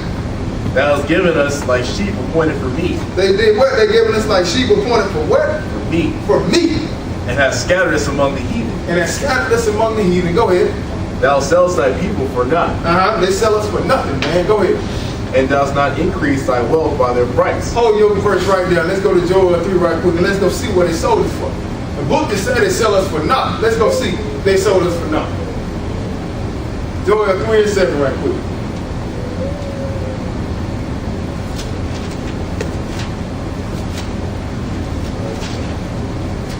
Joel 3, start sold it for a Grecians, for a harlot for a wine, a boy for a harlot, girl for wine. Let me read it on. Okay. It said, for behold, in those days, and at that time, when I shall bring again the captivity of Judah and Jerusalem, I will also gather all nations and will bring them down into the valley of Jehoshaphat. Now this during the war of Armageddon, the Lord gonna get all the nations. He gonna bring them down for Jerusalem, for the children of Israel, for what they did. He letting you know in the book. This ain't happened yet. We in the Old Testament. That ain't took place yet, man. You understand? But you gotta know how to read the book. But this ain't even took place yet. This is still in the Old Testament. He said, I'm gonna gather all nations for what they did to Jerusalem. Go ahead. And will plead with them there for my people. And he gonna plead with them there for my people. In other words, we gonna fight. Go ahead. And for my heritage, and for my heritage Israel. Go ahead. Whom they have scattered among the nations. Well, whom they have scattered among the nations. And parted my land. And parted my land. Keep reading, bro. And they have cast lots for my people. And they have cast lots for my people. Go ahead. And have given a boy for a harlot. Now the book said they sold him for naught, right? Mm-hmm. Now what the book just say? Gave him a boy for what? Harlot. A harlot. They just gave him off so they just have sex with him. For a harlot. Yeah, man, hey, just take him, man. You know what I'm saying? Do what you want with him. If you got some land, sure, we'll take it. If not, hey, just have fun with him. What did he do with the girl? Go ahead. And sold the girl for wine. And sold the girl for wine. That they might drink. That they might drink. This is our history in this book. So my job is to make sure you wake up and turn to the book so you understand that this God that you say you serving ain't the God that you think you serving, brother. This ain't the God. No. This God don't play the radio at all, man. And we've been taught that. We've been taught, man, that we don't have reverence for the God of this book. So we got to instill fear in you. Well, give me Proverbs 1:7. You got to have that fear in you, man. So you can turn back. If you don't fear nothing, you ain't gonna change nothing. If you ain't got nothing to fear, then why should I do anything different? If I go up there and hit a big 400-pound a sumo wrestler in the face, and he just let me keep doing it, well, I'm gonna keep doing it. If I can get away with it, I'm gonna keep doing it. But once he knocked the living hell out of me, I won't do it again. Because I fear what's gonna happen. So if you don't fear the God of this book, I don't expect you to change. They don't expect you to change. But once this word go forth, like it's going tonight, now you can't say you ain't been warned. It's a wrap. It's done. You would have been better not even coming. Because when the Lord sent his word forth, now he's revealing himself to you. All these people that done died over the years have been trying to find out about the God of this book. He's revealing himself, and he brought us to you to bring you this gospel. Now you got to really start searching. Go and read what you got. Psalm what, brother? 1:7. Psalm 1:7? Go ahead and read right there. Hold on, brother. The fear of the Lord is the beginning of knowledge. The fear of the Lord is the beginning of knowledge. Go ahead. But fools despise wisdom. But fools despise wisdom. And destruction. And destruction. So you got to fear the Lord if you want to get knowledge. And what does that fear represent? It's representing a humble spirit. Okay, Lord, I apologize. I repent. I'm sorry for what we did. I'm sorry for what I've been doing. Please forgive us. Take me back into the fold. And help me to follow your word, your law, statutes, and commandments according to your will. And don't try to justify it. Don't try to get around it. When your family and friends come up and say, well, hey, you know, you done changed, brother. You don't do, give it back to 10 and 34. You done changed, man. You don't hang out with us no more. You don't celebrate Christmas no more. You know what I'm saying? Hey, man, we don't like this, man. You ain't the same guy you used to be. That's humbling yourself. That's putting your life on the line. Not that's spiritually, you putting yourself on the line for Christ, man. It's going to come a point when physically you're going to have to do it. But at this point, spiritually, you're putting your life on the line. And let them know, man, I can't do what y'all doing, man. What does it say, Matthew 10 and 34? Matthew 10 and 34. Go ahead. Think not that I am come to send peace. The Lord say, think not that I come to send peace on earth. Go ahead. I came not to send peace, but a sword. I came not to send peace, but a sword. So when your family members start turning against you because you ain't keeping the wickedness of the world no more, that's what the Lord said. I didn't come to send peace. I came to send a sword, meaning I'm going to divide the wheat from the tares at the appointed time. I'm going to divide the sheep from the goat. And that's what y'all got to understand, brothers. Y'all got to come out of the ways of the world. We're not playing with somebody who's just going to let you get away with this. It ain't going to happen. This God is so cold that all these people that think they can cremate themselves and get out of this judgment, the Lord said, I'm going to call, what did he say? He going to call the flesh back from the water? What did he say in the book? The dead will be called from the waters. Right. You know what I'm saying? People thinking they can cremate themselves and just throw their spray the ashes. Now at the end, the Lord calling everything back. What is it? I think in Revelation, yeah. Revelation. Everybody got to pay. Everybody got to wake up one day. Either you're going to wake up to the first resurrection when Christ get back and get your reward at that point, immortal life, live forever at that time, or you're going to wake up to the second resurrection when the Father get here. And that's going to be the judgment day. That's what judgment day is. You being judged on whether you did what? Kept the law, statutes, and commandments. When you go before a judge, what are you going before a judge for? Tried. To be tried, right? So, okay, when you go before the prosecutor and the I guess the plaintiff or the defendant and the prosecutor, right? Mm-hmm. When say I'm a defendant trying to, you got the plaintiff, you got the defendant, okay? When you sit up there, and all they do is represent you. You understand what I'm saying? They just put the case before the judge. That's all they do. They don't give you your sentence. You understand what I'm saying? Now when Christ get back, you get your sentence. We putting the case before you now. Your life right now, whether you keep going against this book, it's being put before you right now. And when he get back, you're going to be judged on whether you kept it or not. That's it. That's all it is. It's simple. When you go before the judge, at the end of the day, the judge hear both sides. And when he done, he come with a verdict. Either you free, or you go on to the pen. If that's the consequences of the crime. You understand? That's the same thing. Where you think they get it from? Everything started from the Most High. Man just do it in the flesh. So that's the same thing. That's the same exact thing that's going to happen. Them books gonna be open. The book of life, and there's another book. What's that other book? Old Testament, New Testament. Yeah, Old Testament. And you're gonna be judged according to the book. According to the law. See if you kept it. Oh, okay. When Brother Nate came to the Flipper Temple, and him and Brother Shafiq, Brother DeMarcus, Brother Armand came and sat there and brought y'all the gospel. Y'all walked away, man, and y'all ain't do nothing. Lord, but we cast out devils in your name. Man, look here, bro. I don't even know you. You might just want to go ahead and get ready to burn, because that's your plot. It's over with. You done. It's a wrap. That's the God of this book.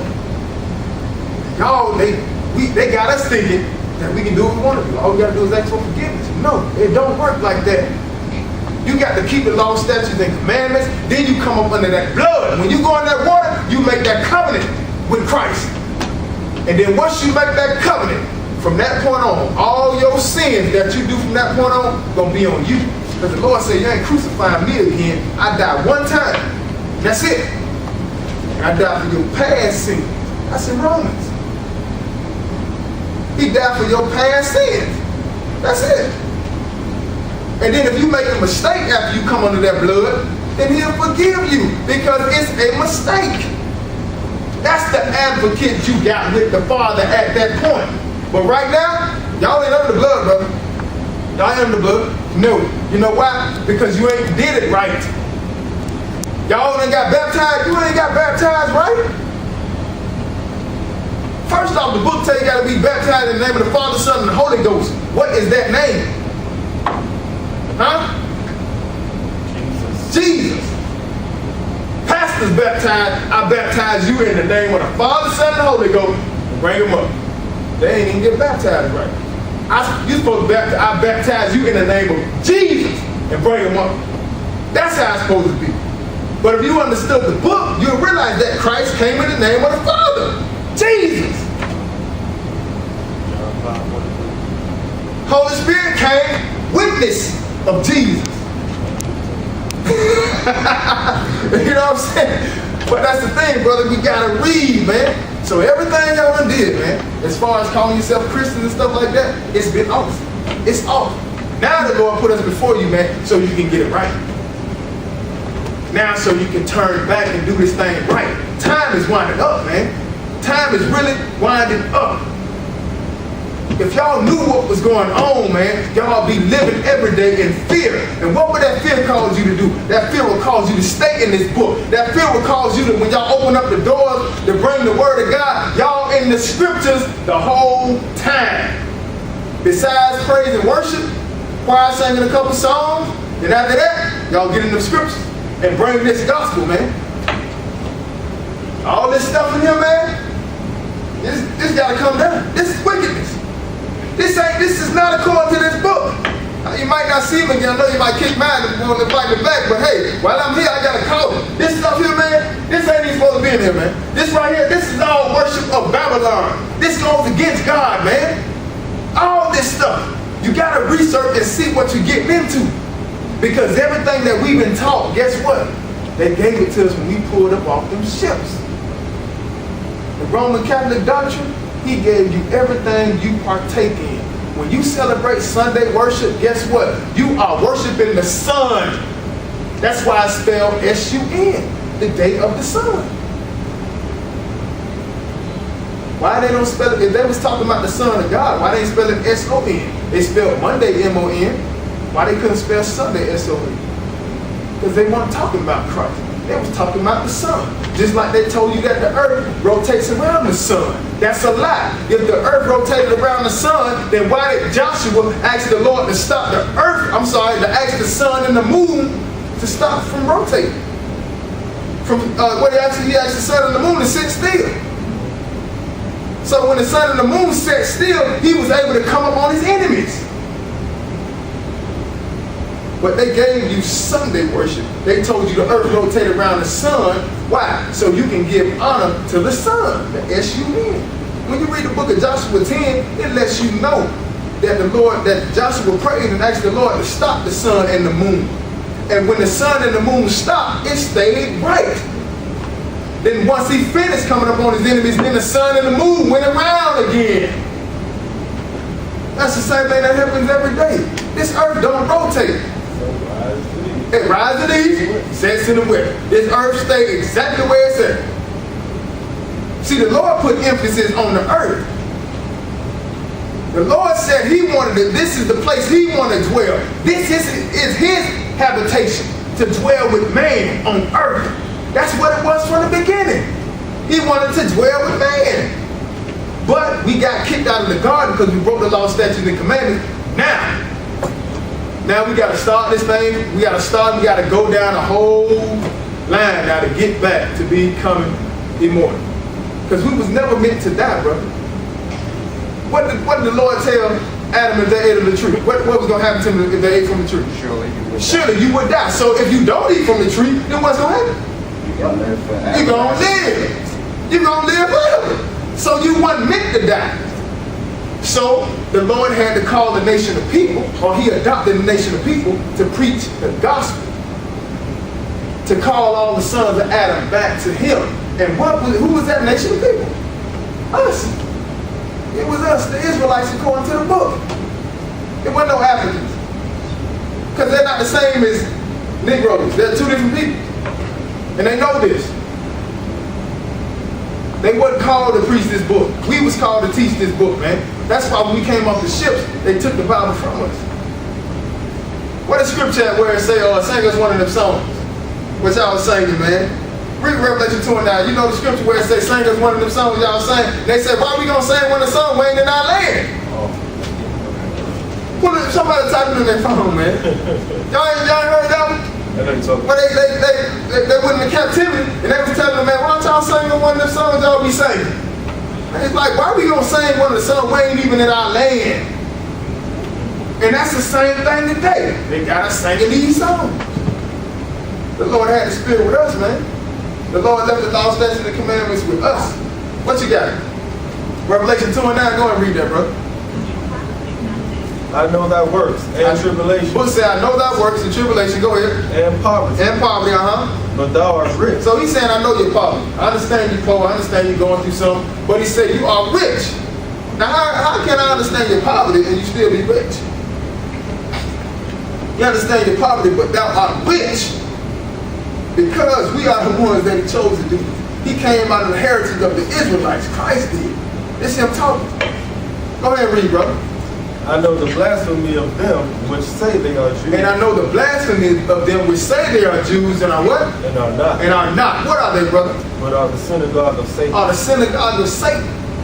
So them Jews over in that land, those are not the Israelites, bro. The Israelites are sitting here in captivity and picking up all these different doctrines of the world, thinking that we fit in, man. That's all Martin Luther King did. But Martin Luther King, all he did was, he got it. I think it's on Psalm 137, verse 1. Okay? When we came here, all Martin Luther King did was get us to fit in with all the customs of America. To be comfortable and say, you know what, man, I don't want to keep the laws of this book. I want to fit in with everybody else. I want to serve their God. And guess what you did? You served their God. Pentecostal church, you serve their God. Slave master used to sit in the back of the church and watch the people in the church, the women in the church. He would sit back in the back of the church and watch them speak in tongues. And made sure they shouted. He just sit there and made sure they were taught what they told the preacher to teach. Because if the preacher spoke anything else out of what he was told, they'd have two guys outside the church waiting to kill him. And that's what's happening today. The pastor speaking the same exact thing of the slave master. That's why you get 501c3 grants. Come on, man. That's why you get the 501c3 grants. Get up in your church and start speaking the truth. They're going to take that money, man. When you get 501c3 grants, non-profit, you know what that means? That means you have lost your First Amendment right of freedom of speech. So you cannot get up in that church and tell them that they are the Israelites. You cannot speak against homosexuality. You will lose it, brother. I'm telling you. When you're serving the Lord, you don't need that. You don't need that. Let him have it. The Lord's going to destroy him anyway. The Lord's going to destroy all of this. It's all coming down.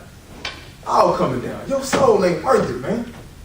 Your soul is not worth it. And that's what y'all got to understand, man.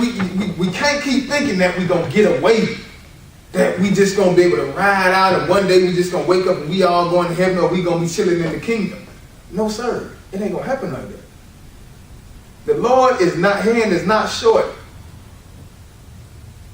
at all. You will have a place in the lake of fire because you ain't going to break his law, statutes, and commandments. That's what it's all about. Keeping the law, statutes, and commandments and coming back to the Father. That's what Christ came for. That's why he came as the Word of God. When he spoke to Moses and them, he came as the Word of God. That's why in the book of John, what it tell you? In the beginning was the Word. And the Word was with God, and the Word was God. The Word came into the world, and the world knew him not. You want to talk about the Father? The Father never came into the world. Christ came into the world, but he was the one with God in the Old Testament. So he came as a sacrificial lamb. That was it. He came on this earth to do away with the sacrificial lamb. So you ain't got to kill animals, bulls and goats and sheep and rams and he-goats and all that. He came as the pure lamb. Ultimate sacrifice. Without blemish. Ultimate. Now from this point on, you got to come under that blood. When you go in that water the proper way, and because see, when you go into that water, you're making a covenant now. That's why you can't get baptized when you're 15. Can you get married at 15? Would you let your daughter get married at 15? Would you let your daughter get married at 5? No. She ain't got no business going in the water at 5. Because you're making a covenant with the Father. You're now coming into marriage when you come under that blood. So when you come under that blood with Christ, you're now making a covenant to keep the law, statutes, and commandments. And he's making a covenant to keep you and bring you back to eternal life in the kingdom. And he's going to represent you before his Father. Now you got to hook up. But you got to be 20 and over to get baptized. That's why in the book it tell you that everybody 20 and over got kicked out. What was it, 20 and over? They got kicked out of the land of Canaan? They didn't even get to see it. They got killed. The Lord killed them. 20 and over. When the Lord told Caleb and all the other brothers to go over, look at the land of Canaan and scope it out, and when they came back, only 2 people had a good report. Caleb and Joshua. They had a good report. They was like, man, hey, the land is plentiful. Everybody else was like, man, there's some giants over there. They gonna kill us. They gonna rape our wives. The Lord said, everything you spoke gonna happen. I'm gonna make sure it go down. Just like you said, because I just brought you out of Egypt. And you still want to doubt me? So I'm gonna make sure everything you say come to pass. Only people that's gonna get in, that's 20 and over, is Caleb and Joshua. And then the younger ones, under 19, go in. 20 and under, get in. All you other ones that's over 20, kill them. Came in and raped the wives and everything. Just like they said. They wandered in the wilderness, what, 40 years? The Lord counted a year for every day they was gone. You got to be 20 and over to get baptized, man. But what we've been taught, we taught at 14 to 15, we get baptized. You're too young. That's why nothing changes. If you don't fear the Lord, then being baptized don't mean nothing. When you understand that all this evil, give me 1 Samuel 2 and 6, brother. And you give me Isaiah 45 and 7. When you understand all this evil, and somebody give me Deuteronomy 32 and 29. When you understand all this evil that takes place come from Christ and the Father, then you will respect him. Then you will stop playing games with him. Then you won't sleep around. Okay? Then you won't have malice against your brother. Then you're going to keep the Sabbath day. Then you're going to keep all his feast days, like the book say, because you respect him. We almost done. What you got? 2 Samuel 2 and what? 1 Samuel 2 and 6. No, 1 Samuel 2. Listen. I got the 45. Yeah, Isaiah 40, go ahead and read Isaiah 45 and 7. I form the light and create the darkness. Lord say, I form the light, go ahead, and create darkness, go ahead. I make peace I make peace. and create evil. Uh-huh. I, the Lord, do all these. Lord say, I the Lord do all these things. I make peace, I create evil. I the Lord do all these things. So you got to get in your mindset, this is who I need to fear. Not Satan. What you going to fear him for? He's a minister in spirit. He ain't the Lord. He got to do what the Lord tell him to do. He can't do what he want to do. Why do you think he had to go get permission from the Lord to touch Job? Makes sense, huh? He had to get permission from the Lord to touch Job. He couldn't just do what he wanted to do. What you got? 1 Samuel 2 and 6. What's that? The Lord killeth. The Lord killeth, go ahead. And maketh alive. And maketh alive. He bringeth down to the grave and bringeth up. He brings down to the grave. The Lord killeth and maketh alive. Not the devil. So when we trying to drive home to you, you got to fear the Lord. And you got to turn back to this book, brother. Seriously. How old are you, brother? Oh, I'm 63. So you're 63 years old, and before you go home and be with the Lord, however long that is, you know what I'm saying? But you cannot say you never got the truth. You got it, brother. You got it. And my grandmother, she had life, you know what I'm saying? And she was like 6 to 8 years old, and one day she just happened to, I think she choked on something, you know what I'm saying? And she went to the hospital. I think she's about your age, man, 63, 65, something like that, man. But she was real nice, man. Nice grandma. And one day she just got up, man. I think she choked on something and she had to go to the hospital, but she died. You know what I'm saying? And all I think about, man, is how she had a pure heart to serve the Lord. Turn it, Art. How she had a pure heart to serve the Lord, but at the same time, if she would have known the truth, it wouldn't have been no stopping her. She would have made the change immediately. She was just going by what she knew. You understand what I'm saying? So now, brother, you went by what you know. Now you know something else. plead with you to get in the book and get understanding. Because if you're a pastor and you got people following you, man, it's going to be worse on you, brother. It is going to be worse on you. What the book saying, Matthew 5 and 18, 5 and 19? Whosoever will teach one of the least commandments, he should be called least in the kingdom of Yeah, God. if whosoever shall teach one of them, what is that? Say again? It says, whosoever therefore shall break one of these least commandments and teach men so. Whosoever shall break one of these least commandments and teach men so.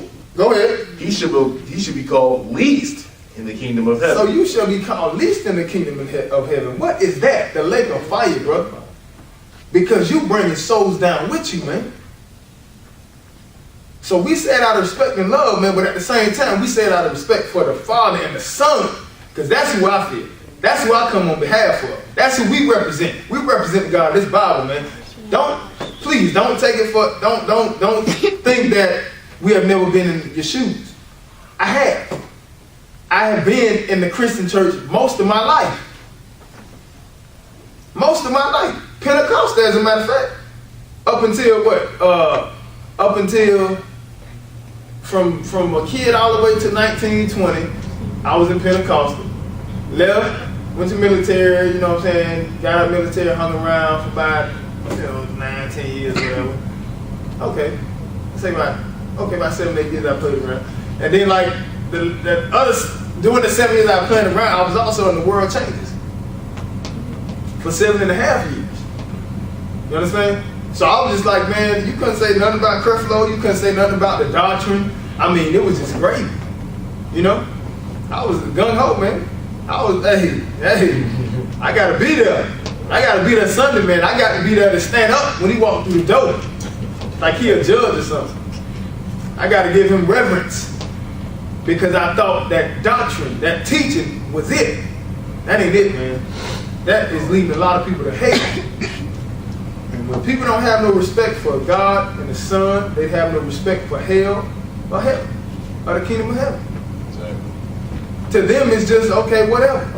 And your actions show whether it's whatever or not. Amen. Your life and your walk shows whether it's whatever or not. And we just come to you, brother, hoping that it ain't whatever. If you don't learn nothing from us, man, go into the book and read. Because as men of the Lord that are called to do the work, all the men of Israel were called to teach this gospel. All of us were. All of us were. That's why the book tells you, Exodus 19:6, Israel shall be a kingdom of priests. What is it? Israel shall be a kingdom of priests. Yep, Exodus 19. Yeah, Exodus 19:6. Israel shall be a kingdom of priests. I mean, we're supposed to be teaching. Who did Christ, when Christ came, he said he didn't come to, he said he didn't come for, he told the Canaanite woman he didn't come for her. He came for the lost sheep of the house of Israel. And then after he finished, but he dealt with other nations. You know what I'm saying? And then he also he gave Paul the charge to go speak to the Gentiles. If the Lord just cared about Israel, why would he send Paul to the Gentiles? This gospel got to be preached to everybody, man. Everybody. Not the doctrine that y'all teaching people, man. That's teaching people to hell, brother. When you come in this book and you read this book is going to kick against everything that the theology school teaches these pastors. It's going to kick against everything. Everything. And matter of fact, the book ain't kicking, they kicking. They kicking against this book. They don't want to serve God in this book. And nobody wants to hear nothing from a slave. When you find out, man, the Lord gave this to my forefathers, and I'm supposed to be teaching the world this, and you go out there and try to tell the other nation, they be like, man, you a slave. I don't want to talk to you. Get out of my face, man, you a slave. And that's how a lot of people think. But when you speaking the God's honest truth out of this book, man, you don't care what nobody says. Your own family gonna come against you. We are living witnesses. But we had to stand firm, man, on the word of God. Not out here bashing no other people. Ain't no other people do this stuff. We did this to ourselves. You know what I'm saying? So if you want to stop seeing the brothers killing each other, if if you tired of turning on the news and seeing us get shot down, if you tired of seeing us die from all these different diseases, tired of going to the hospital and seeing us filled up on the cancer ward, you gotta start with yourself. You gotta start with yourself, bro. You gotta start with yourself, and if you got a voice in this neighborhood like this, you gotta teach these young kids out here, man. You gotta teach these young kids out here. Because guess what, man? If you got an opportunity to bring the gospel, man, that is your job. If you evidently you're repping for a reason. I mean, even though the Lord say, don't call no man, brother. I mean, don't reverence nobody, reverence his name. But evidently you took that office because you wanted to teach the gospel, right? It just so happened that it's not the right one. So now get the right one and teach it. And teach it. And I guarantee you, they're going to have a lot more understanding now. This gospel here, man, when you teaching the truth, it draw people. It pull them like, oh, man, give me Isaiah 28:9 right quick, and I'm going to show you something. 9:11 right quick. But this gospel, man, it pulls people in like, man, I've been looking, man, all my life, man. I've been trying to find all my life, I've been trying to find out the truth. What did it say, Isaiah 28:9-11? 28. I'm sorry, 28:11. For with stammering lips Uh-huh. and another tongue will he speak to this people. Is it 10? This is refreshing. Or 12? Verse 9. Verse 9? It says, whom shall he teach knowledge? And whom shall he make to understand doctrine? Whom shall he teach knowledge, and whom shall he make to understand doctrine? Go ahead. Them that are weaned from the milk. Them that are weaned from the milk, go ahead. And drawn from the breast. And drawn from the breast, go ahead. For precept must be upon precept. And that's why we go from scripture to scripture, because right now, y'all can't understand the meat of this. Y'all can be in the scriptures as long as you want, bro. But if you ain't in the truth, you ain't gonna really understand. You know, so until then, you gotta go precept upon precept. Okay? Go ahead, bro. Precept upon precept. Line upon line. Line upon line, go ahead. Line upon line. Go ahead. Here a little, there a little. For with stammering lips and another tongue will he speak to this people. And that's what he did. With stammering lips and another tongue, that's how we got this book. Because when we was over in the land of Israel, we weren't speaking this language. But the Lord said, with stammering lips and another tongue will I speak to this people. Can you read? To whom he said, this is the rest where you may cause the weary to rest. This is the rest. Go ahead. And this is the refreshing. And this is the refreshing. Yet they would not hear. They won't hear. But this is refreshing, man. You hear this word and hear the truth. This is refreshing. But don't do like what the book just said, man. Prove the book wrong. But some of y'all ain't. But try to prove it wrong. Because the book just said, yet they will not hear. But this is refreshing. Why is it refreshing? Because this is what brings you back to life. This is what you've been searching for. This is why you read the book and don't understand. It's like going around a circle. Year after year after year, day after day after day, and still don't understand this book. The way you can teach this gospel, man, is you got to understand who it was talking about from the beginning. Because in Genesis, I think it's Genesis 42 all the way to Revelation 22. Genesis 46. We're talking about Israel. It started in Genesis, I think, 36, all the way to Revelation 22. It's talking about Israel. All the way through the book. So you need to find out who this is. The Israelites ain't done away with. What did Paul say? I myself also am an Israelite from the tribe of Benjamin. That's in Romans 11:11. When you get to the end of the book, it tell you the gates gonna have the names of what? The 12 tribes of Israel. Find out who the Israelites are. And once you find out that it all hops back down to the people that came into captivity, then it started to make sense. Then your plight, then the situation we in started to make sense, man. We don't own nothing. We don't own nothing. Nothing. We are under Babylon, or Babylonian rulership. The kingdom of Babylon was just passed all the way down, and right now, the Roman Catholic Church, or the Pope, that office is in power over Babylon right now. That's the Bible mystery Babylon that the book talks about. That's it. Babylon under Nebuchadnezzar came down to his son Belshazzar. Darius and the Medes, Cyrus and the Persians came and took the kingdom from Belshazzar and his son, which was Babylon.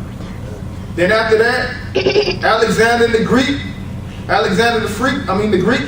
and all his 4 generals came in and took the kingdom from Darius. The Romans came up. And that's who in power right now. This is the final kingdom. This is it. The Lord spoke of 4 kingdoms. Go read Daniel. He tell you that in Matthew. What did he say? Matthew, when abomination and desolation stand in the holy place, whosoever read them, let him understand. Matthew 24. So go back and read what Daniel dreamed about. And when you go back and read what Daniel dreamed about, you're going to understand that it was 4 kingdoms. This is the last and final kingdom. After this kingdom, Christ is going to set up the kingdom on earth. So now you got them trying to hurry up and get everything set up so they can fight against Christ. And they also know that your captivity ends when Christ gets back. Huh? We have to close up. Okay.